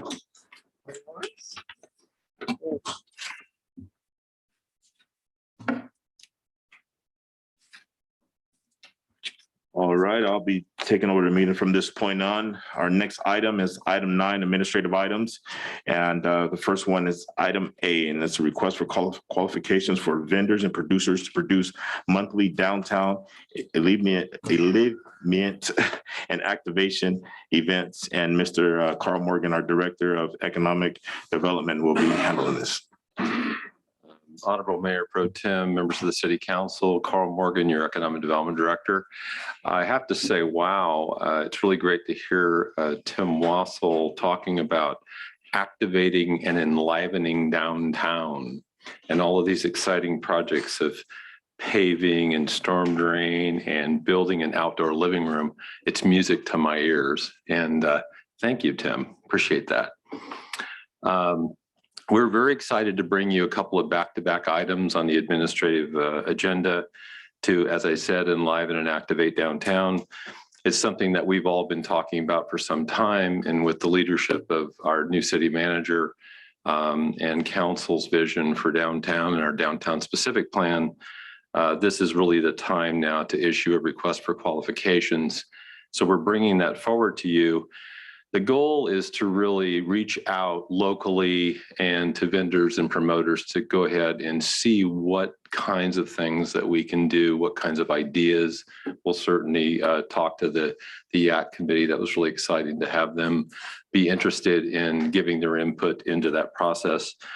But really the goal is to activate and enliven downtown with a mix of food, music, events, that kind of thing, create a year-round calendar of events, and then to build upon that. So initially we would do something that would be more kind of staff-driven initially, potentially. And then once we get the physical stage built in the project, we would then go ahead and do something that would be more permanent and more, year-round kind of thing.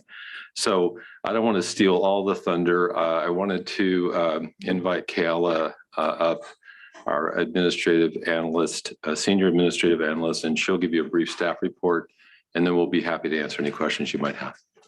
Great.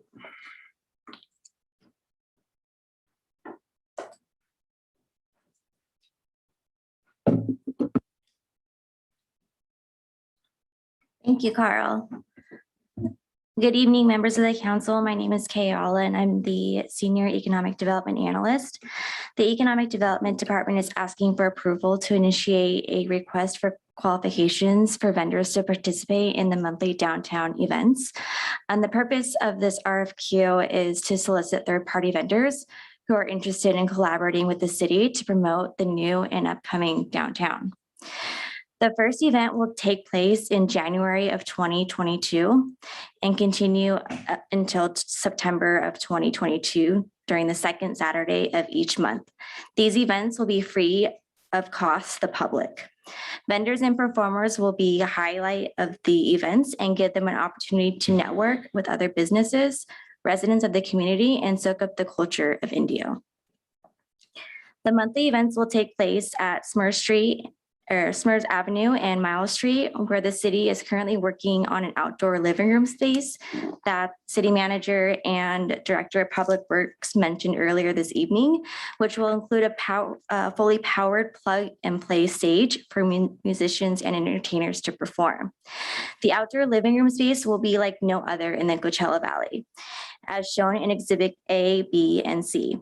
These images show just how one space can be transformed into a beautiful, lively, and well-designed outdoor area that will bring the community and valley together every month. We've collaborated with the community services and marketing staff who helped put together a list of events and items associated with the event costs, including marketing, payroll, entertainment, portalet expenditures, and more. With active business owners seeking future opportunities in downtown, we believe this is the time for the city to shine and reach a successful turning point in developments and future activities. The economic development and community services staff will take the lead on coordinating these events. With your approval this evening, our next step is to bring back the request for qualifications for review and approval. We'll also include the in-kind services and cost breakdown for the monthly events. This concludes my report. If you have any questions, I'm happy to answer them. Great. Thank you, Kayla, for your report. Do we have any questions for staff? Councilman Ortiz? I'm wondering if it would be better if we share our commitments on the city side up front before we put the request for qualifications and say, this is what we're willing to provide, and we budget that ahead of time before we ask for the qualifications. That certainly could be done. I think the intent of the qualifications-based proposal is to not really even discuss price initially. It's to see who's best qualified, and then we sit down and discuss those matters. It can be done up front. That would probably turn it more into a request for proposal. In other words, we would say, what is your price to do these things? Here's what we're willing to put in. What are you willing to put in, which is your suggestion. Yeah. So it's a little more price-based, where this intent was to be a little more qualifications-based, trying to give whomever is selected an opportunity to give us some ideas. Okay.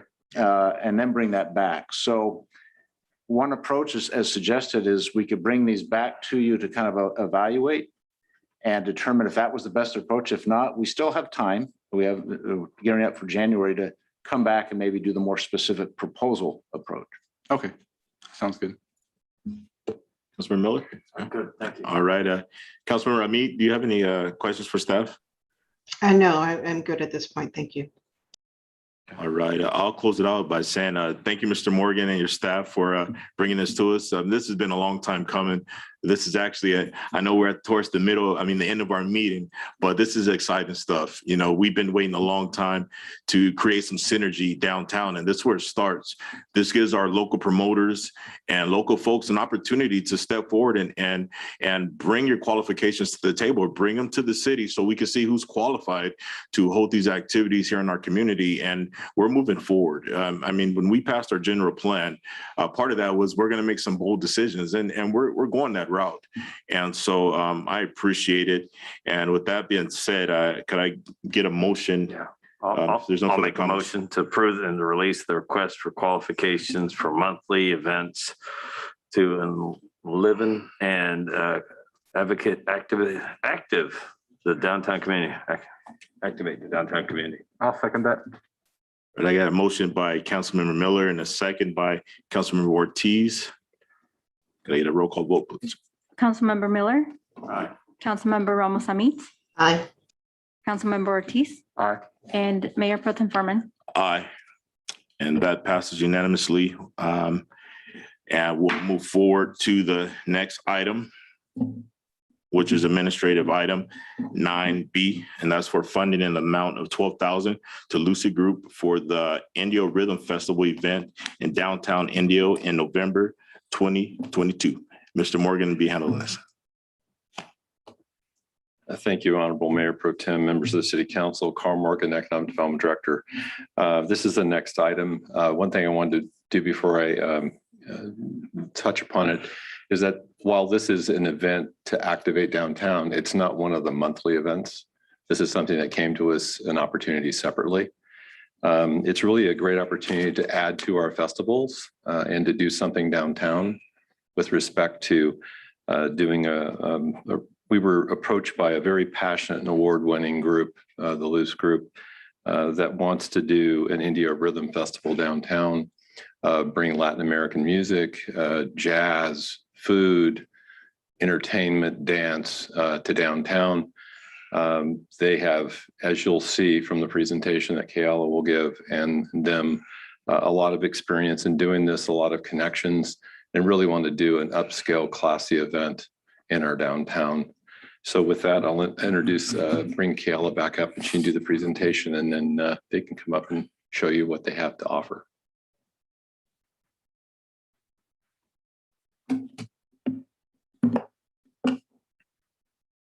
Thank you, Carl. And again, good evening, members of the council.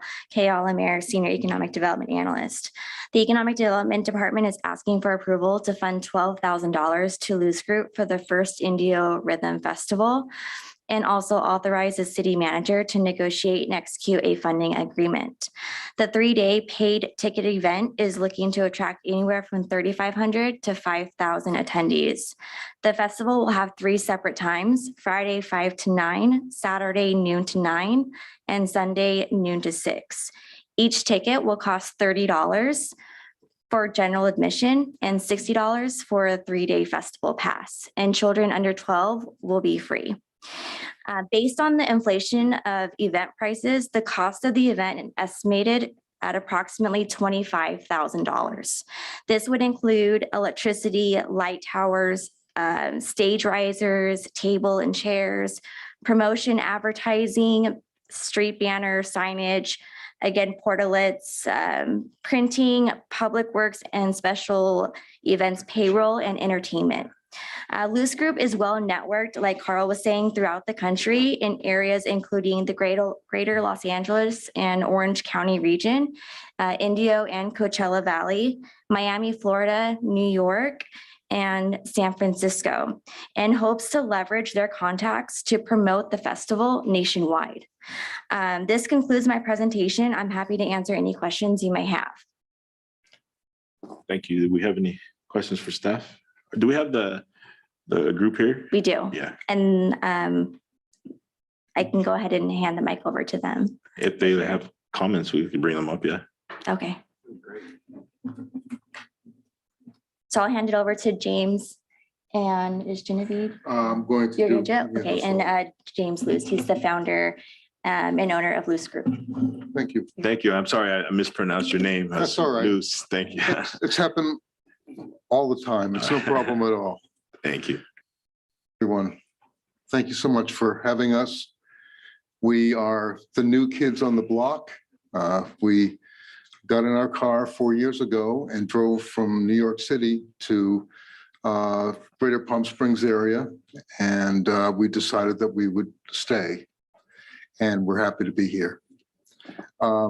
We have a very short sizzle reel to show you. And if you could roll that now, that will get us started. Thank you.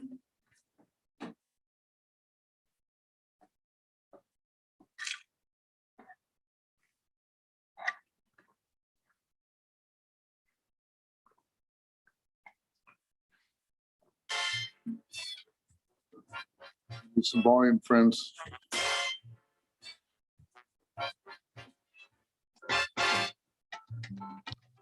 No volume, no good.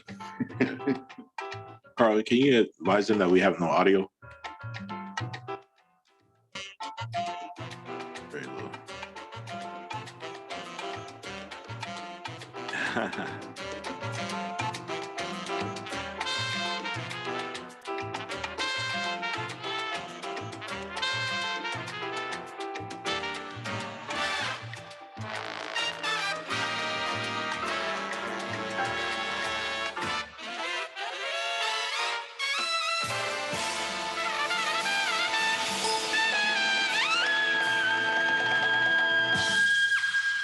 We're gonna go ahead and run that again. It's not All right. fair.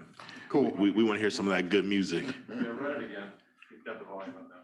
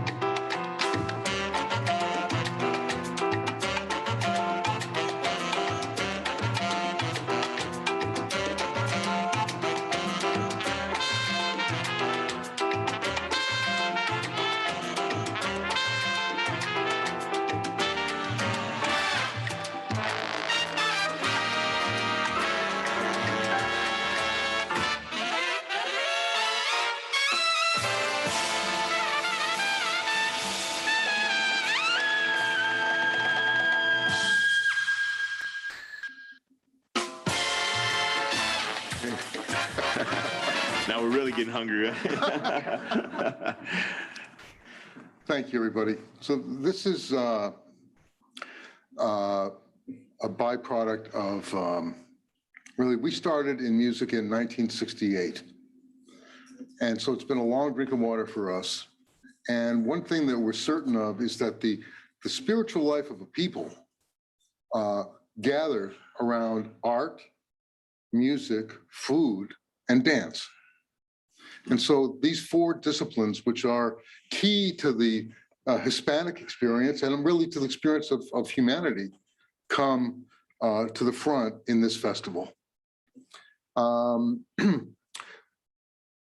terms of our qualifications, we have now a slight, small little PowerPoint that I'd like to share with you. So let's go there. And that's not it. There we go. We're a team of Peabody and Grammy winning producers with over 30, it's really over now 50 years of experience producing concerts, festivals, and award-winning content. And we've had the music has taken us around the world. And it's been a great time for many, many reasons. And between the gifts of digital media, recording, and personal actual in live concert basis, there's a lot of synergy that comes together. And then when you add the growth that's possible through the attraction of these assets to this geographic center, it really provides opportunity for all of the Southwest, much of the West Coast, and really wherever there's a concentration of people from any of the Hispanic countries, it could be a powerful thing, and that's our vision as we move forward. We'll go to the next slide, please. I hate talking about myself. We got a Peabody Award for doing the Louis Armstrong Centennial Radio Project for NPR, and also Miles Davis's 75th anniversary as part of the NPR Jazz's division called Jazz Profiles. And for 21 years, I produced the Caramore Jazz Festival. I founded it, grew it from a seed to become one of the most important music festivals on the global map today. And it all came really out of an early, in my youth, I was strictly spinning discs and playing jazz and classical music for people in the Northeast and in New York. And finally, I settled in 1981 at WBGO in Newark, New Jersey, which is America's jazz station. Next slide. Here's a little look at Caramore. You see the stage is surrounded by Venetian columns, which were actually brought from Italy back in 1948 to create a place on this huge estate that would allow music to happen. And Josephine Baker was the first act there, and it became a classical festival that in 1994, there was a lot of blue hairs in the audience. And they asked me, what do you think you could do to generate something fun and help leverage our audience? And I said, well, New York is jazz. Let's do something. And you'll see that James Carter on the right, saxophonist, is saying thank you to all the fans. Next slide. Okay, on the left with Kenny Barron, pianist, getting ready to go. And on the right, the Christian McBride Big Band. Christian is now the host of the NPR's nightly Jazz in America, it's called, program. And so we've worked with literally most every living jazz musician who contributed to the genre during the time we were there. Next. Okay, there's just a couple of extra looks at it from both the back of the stage, and on the left is Elio Villafranca, who is not a MacArthur Grant. What's the other one? Anyway, forgive me. His band. My point of showing you this picture is that we presented many of the giants of Latin music along with jazz. So it's and we have a deep feeling for both. Next.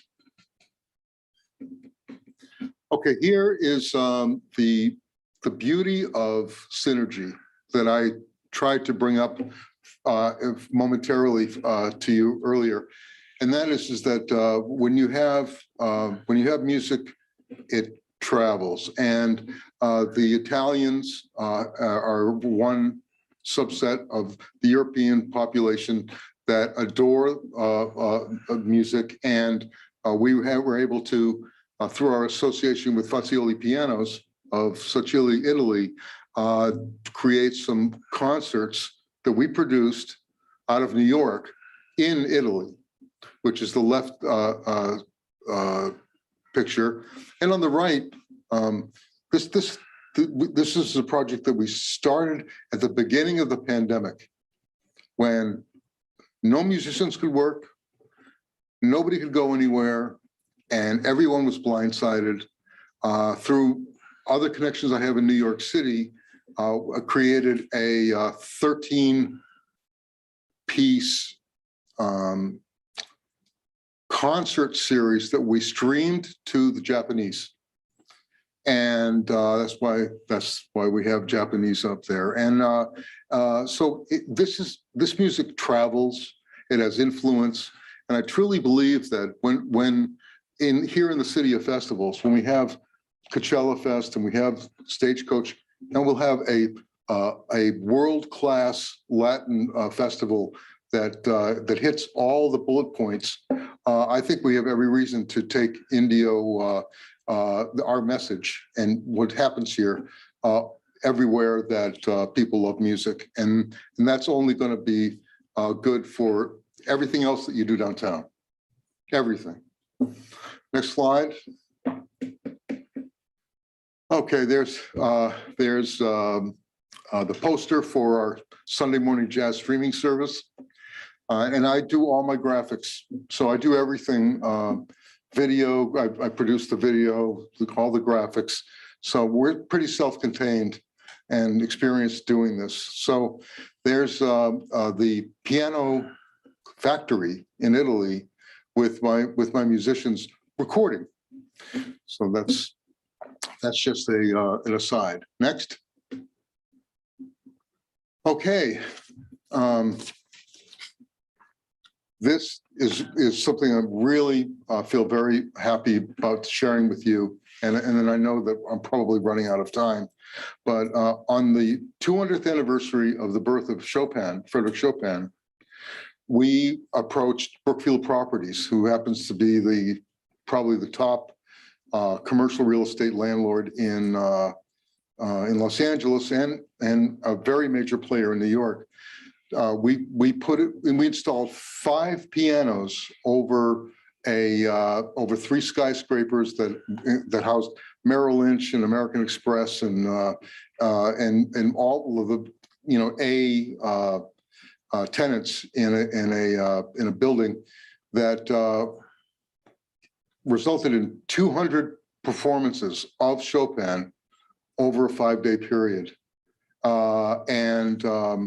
Those are 2 examples, including on the right, my wife Genevieve with her friend Gigi. And Jen, you don't need to stand up, but this is my better half, and she without her absolutely nothing. So thank you very much. Next.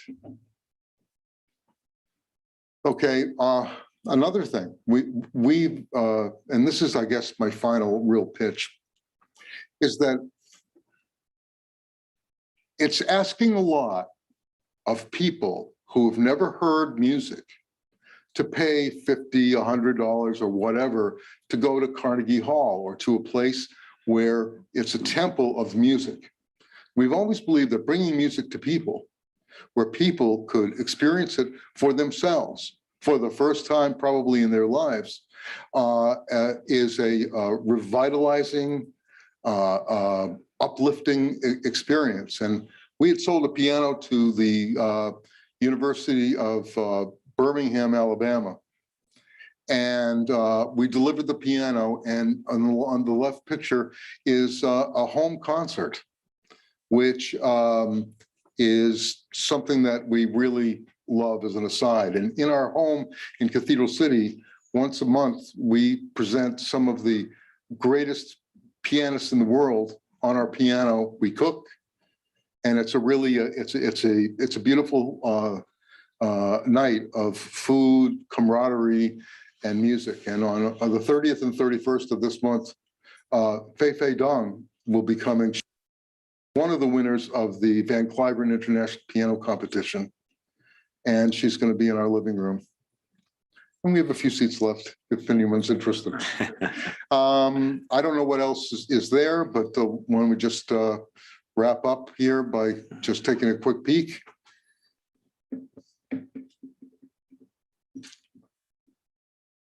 Yeah, that's all of our radio stuff. We take the people who make the music and we animate them through interview, production, and we make the experience as personal as possible. And really, anything else is, I think, overkill, but why don't we just take a quick look? And I thank you all for bearing with me through not one, but two showings of the video. And this is my Peabody Award from NPR, and recording in New York at WNYC at the Jerome L. Green Performance Space, and a very horrible picture of my old yellow glasses. Thank you. Any questions, anyone? Well, thank you. I appreciate the presentation. I'll open it up to our council for questions and comments if our council members has. Thank you for the presentation. A very impressive resume, and glad to hear that you've been able to work with all these different people and, just spread this kind of music throughout the world. And I agree that, sometimes bringing that new music to different parts of our communities can be very eye-opening, right? I know one of my friends went to LA and went to his first jazz concert, and he's been on jazz ever since, so it is very important to open up our community to new eras of music. And I think it's a very exciting project. So thank you for bringing this to us. Well, you're welcome. Thank you. Thank you. Yeah, very, very impressive, very exciting. You just say $12,000 and the cost is $25,000. Is that what you're looking at in overall, or? Well, I'm looking to the city for 12. Okay. And that just covers basic overhead for me to run around for the next year, making it all come together Connection. in the way that it needs to, if we're going to have, because my real goal is to bring a mature, fully thought through festival and just have it plop right on the ground as if it came from outer space or something, instead of going through the traditional trial and error that comes from starting something from scratch. There will be some of that, but that's why I asked for a little bit of help from you, Don. No problem whatsoever. I just wanted to make sure that you're successful and wanted to make sure that what we're doing is our part, but appreciate that. With a Hispanic population that's majority, with the ability to tap into the pride of the cooking, the dance, the art, and the music, I'm very excited. I am Thank you. too. A combination of Latin and jazz and the food, I'm all in. Good. Thank you. I'll be looking for you. I'll be there. Thank you. Great. I know Councilmember Mead has her hand up on Zoom. She has questions or comments. Yes, hi. Hi, my questions are for staff. Okay. Staff. Yeah.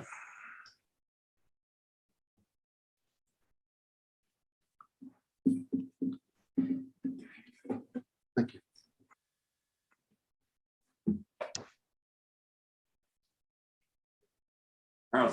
We're ready. Hi, Mr. Morgan. I see the map that's attached to the proposal. It indicates an entrance through the chamber parking lot. Do we have an arrangement with the chamber to allow for pedestrian traffic to come through on a Friday? We haven't done that yet, but we will. This is just the initial map that we laid out. We haven't had a chance to go through and completely vet it. But we have a year to do that. We will go through the normal processes that we do with all special events in our downtown and in our city, and make sure that people are safe, that there's proper entrances and pedestrian orientation and connections and all of those good things. Yeah, I see it on the map that it's proposed to be gated or in some way enclosed area, and it's all pedestrian. But where will people park if there's 3,000 people a day? Well, a year from now, we'll have some construction going on downtown. Not quite sure exactly all of that, but we'll work it out in terms of on the street, in other parking areas. If we have to shuttle people from one location, central location, to get them into the event, we'll work on that and work through the logistics of that. As I said, we haven't fully vetted this. we wanted to bring it to the council as an opportunity, and we have some time to plan these things out. We certainly will have to bring that special event permit back to the council to get your approval through community services. Jim. Those don't usually come to us. That's why I'm asking these questions now. I think the question is just the city manager jumping in. The Tamale Festival might be an example where parking is accommodated in places. I think we can look to that as we go through that this year to see how it might be done for this event, should it be approved. Yeah. Okay. And then sorry. the staff report talks about you want the city manager to have authorization to execute a funding agreement. But the last paragraph says that the funding agreement and in-kind services will be brought back forward to council with more specifics. So which one is it? Well, when we went through the staff report with our city attorney, I believe that she wanted us to bring back a completed agreement to the council, which we're happy to do. From a staff perspective, I'm always all about, getting things done and getting the authorization to roll it forward. So if it's the council's pleasure to do that, if you want to give the city manager that authorization this evening, we can certainly put that agreement together and roll it forward. Well, there's a big unknown here. The promoter is asking for a big chunk of in-kind services, and it's not a custom of ours to underwrite in-kind services for events. We don't do it for the fair. We don't do it for the festivals at the polo grounds. I'm not sure that we do 100% for the Tamale Fest. So that big unknown is a little scary for me. I want to kind of understand what that number is. And I guess I really don't understand either why the $1,000 monthly payments, those just don't make sense to me at all either. I guess I would have liked to have seen this prior to it coming to a public administrative hearing, because there's too many unknowns for me. And there's no answer to that, city manager. I know you're excited to bring more events, but history has taught us that we need to be cautious regardless of how many credentials are presented to us on behalf of a promoter. We need to be cautious because we don't know what's really going to pan out and what are the responsibilities tied to those $1,000 payments.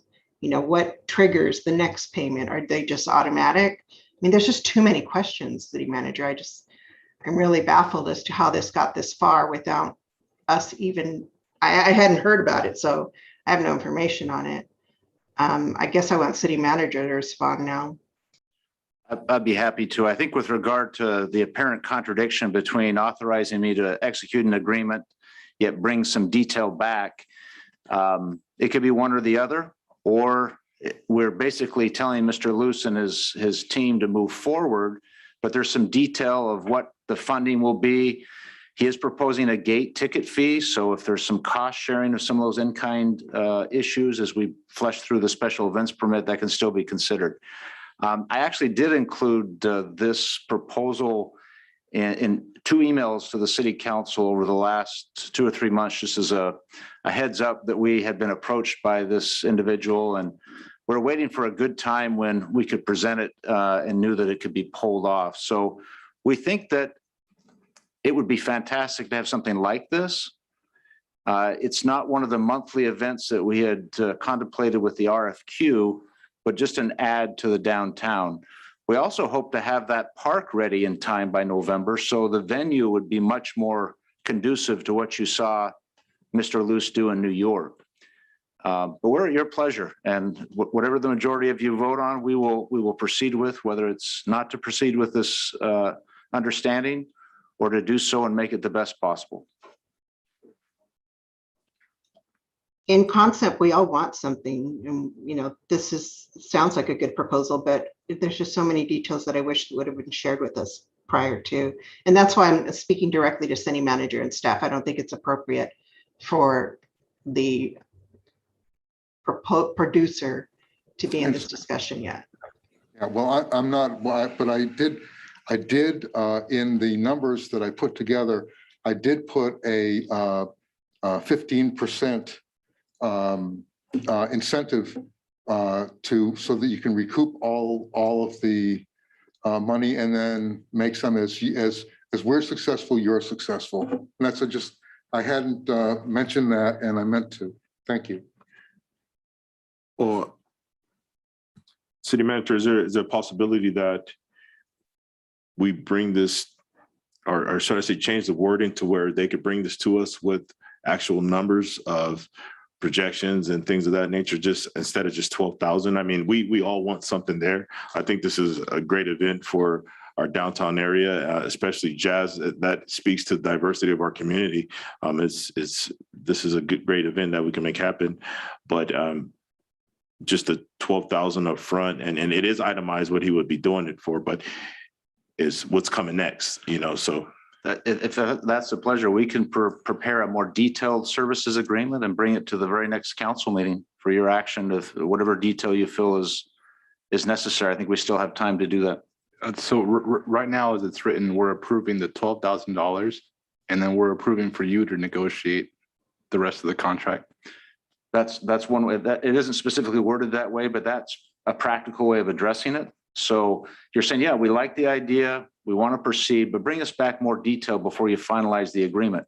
The matter Mr. Luce just brought up, if 15% of the gate proceeds come back to the city to help cover some of those in-kind costs, perhaps that alleviates the concern. Mm-hmm. So we'll bring that detail back to you. But perhaps that's a good point. Do you like that concept? If in the end we ended up spending $12,000 for something like this, is that a thumbs up? If it is, we'll bring back a formal agreement. If it's not, we'll stop, or no motion needs to be made and we'll bring the whole thing back. City manager, and I know you're new, but Mr. Morgan brought us something like 3-4 years ago that really scared us. And that was a Comic-Con that the promoter had just credentials that, couldn't be denied. And I believe we funded him $25,000 and he guaranteed us thousands of attendees. And I think there was maybe 150 attendees. So I'm very cautious about new events, especially when they're asked to be underwritten. And even with the 15% payback, if there's only 100 people, we've made this mistake once, and I want to be cautious moving forward. Okay, well, I think maybe we could bring this back. I mean, we have a whole year of planning. I mean, looking at the map, I think there's some modifications that we can make. I actually think it could be a little bigger. And the food area, food is big in the city of Indio. And so, even the beverage area, maybe a beverage garden, something like that. But this is something I think we could do and pull off. So with that being said, if there's no further comments, yeah. So Carl, this is the like 12,000 city manager, doesn't matter. This $12,000 seed money to let him go forward. Then he would come back and negotiate. And I think what Lupe's saying, and it's true, we have put out some events. We used to have downtown events where we spent a good amount of money trying to bring people in. It wasn't really a lot for them to do because of the way it was set up. So they would come in, they kind of go back out, mostly staff and other stuff. So I get it, completely understand. But before we commit ourselves, is there a time frame that we would give this gentleman? I mean, I love his idea. I love the idea of the Latin and jazz, the combination of the food, especially if we can get some of our local vendors and bring people down here. If you're going to try and promote downtown, we've already got some other opportunities going in. I agree with it. And I am cautious with Lupe. I do agree with that 100%. But where's the cutoff where we could say, hey, he really looks like he's making progress? Because at the in-kind is true. We usually don't give away too much in-kind stuff. There are events we do. But that, I think, is where the unknown is with Lupe, and that is where is the cutoff? Are we going to wait till July and say this is great or is working, or is there going to be a benchmarks of where we're going to go to and have an idea of what it's going to cost us or what it's support? Obviously, he's going to have to get support not only from the jazz, who he's coming, who the people are, who the vendors are, and what kind of sponsorship he has. So there's got to be a few benchmarks. If you could put that up, I think that would probably ease some of the idea. The $12,000, we don't ever give $1 of city money away for anything else. But this is seed money to invest in the opportunity to bring something into the downtown area that we're already looking at doing. And if we're going to finish our stage, this gives us a grand open up that amphitheater for economic development where we can bring other people in to say, this is what's available. Here's some other buildings that we have for the city of Indio. Would you like to be our partners and invest in? Here's the College's Desert. Here's this other stuff going up. So I think you got to look at it both ways. If you don't take risk, we're not going to go forward. But then at the same time, we've been down this road a couple of times, and Loopy's absolutely right. So benchmarks, I think we can get, and from there, I do it. But I have no problem personally giving the $12,000 to get this started. And I bring that out to other people too, that if they really have ideas and thoughts about opportunities in the city of Indio and economic development, bring it to us.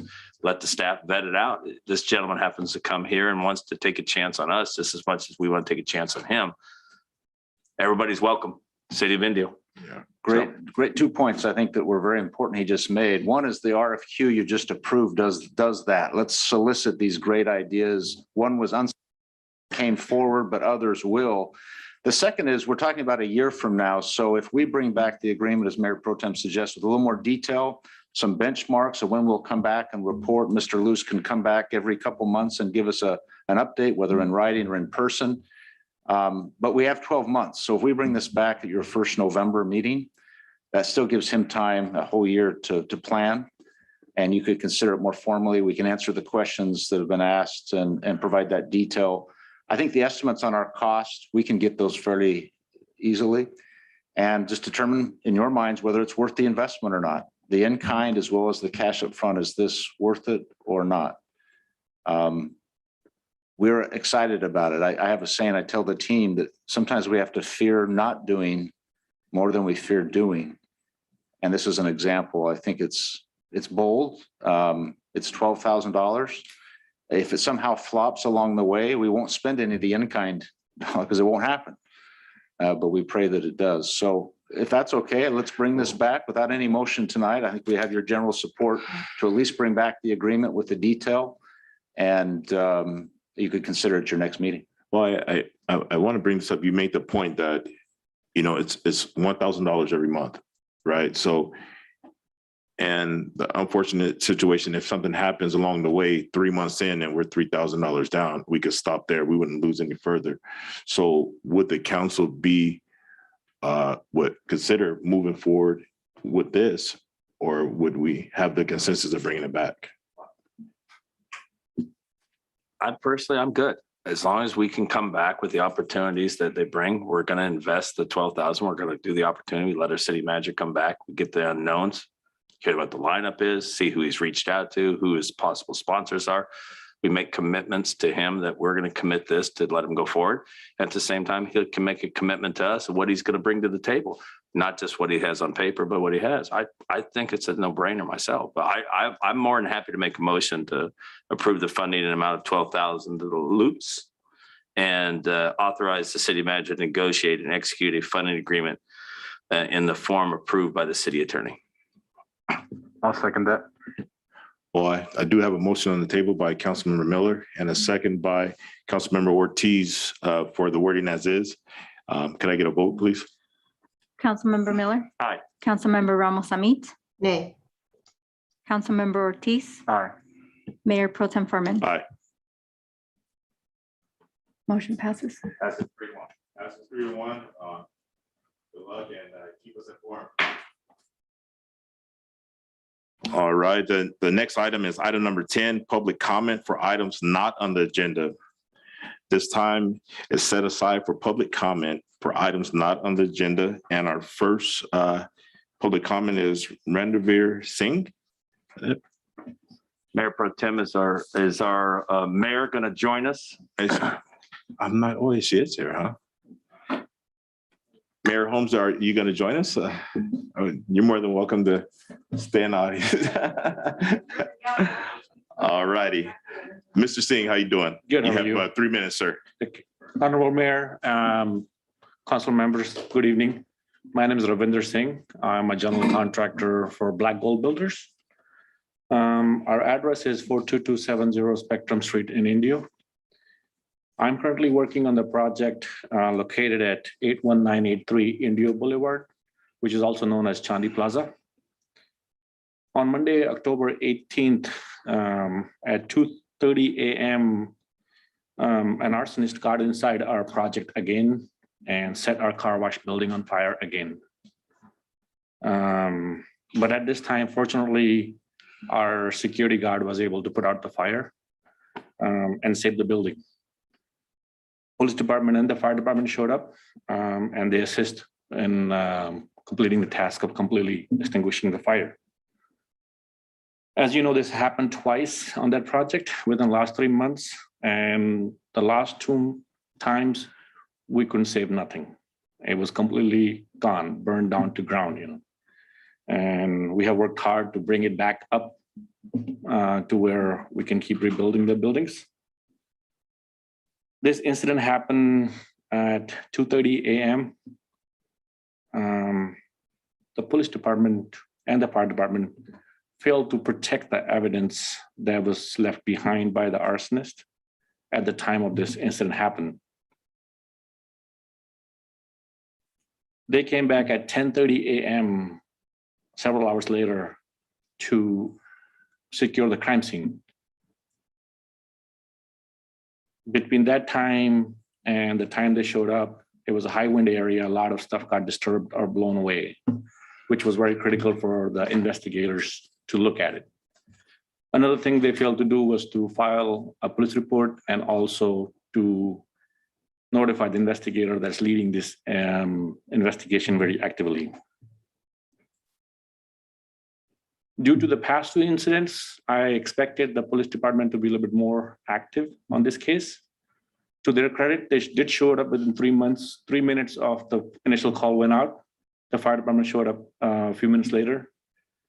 But if they were acted at that moment, I thought that person of interest could have been identified or could have been caught, or notified the investigator on time so he can get there in order to collect the evidence against this person. I was disheartened and I felt I was let alone by the police department not doing their job due to the severity of this project. So I'm asking all of you guys with respect to do due diligence and please look into this matter on behalf of all of us. And thank you for your time. Right. Thank you, Mr. Singh. Our next public comment is by Andy Alvalar. Is that correct? Yes.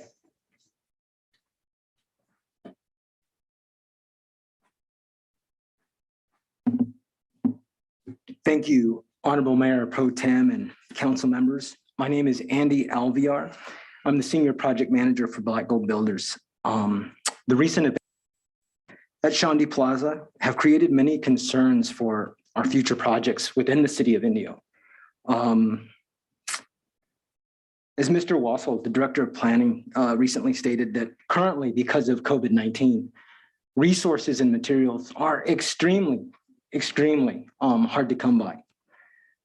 As such, these events have really impacted this current project, and it has taken an extraordinary amount of time and resources to replace. So with this happening again on Monday, it was just really disturbing to hear. And in talking with my coworker, Ravi, who has stated, we have men and women on the ground, hammers, nails, we self-perform, and their livelihood is impacted. We consider the city of Indio partners. We love working with the city of Indio. We have great relationships with them. So what we are asking is that our partners seriously act on this and take this seriously and act accordingly. Thank you. Thank you for your comment, sir. Next public comment is Tony McHugh. Mary Hugh, sorry. Sure, thank you.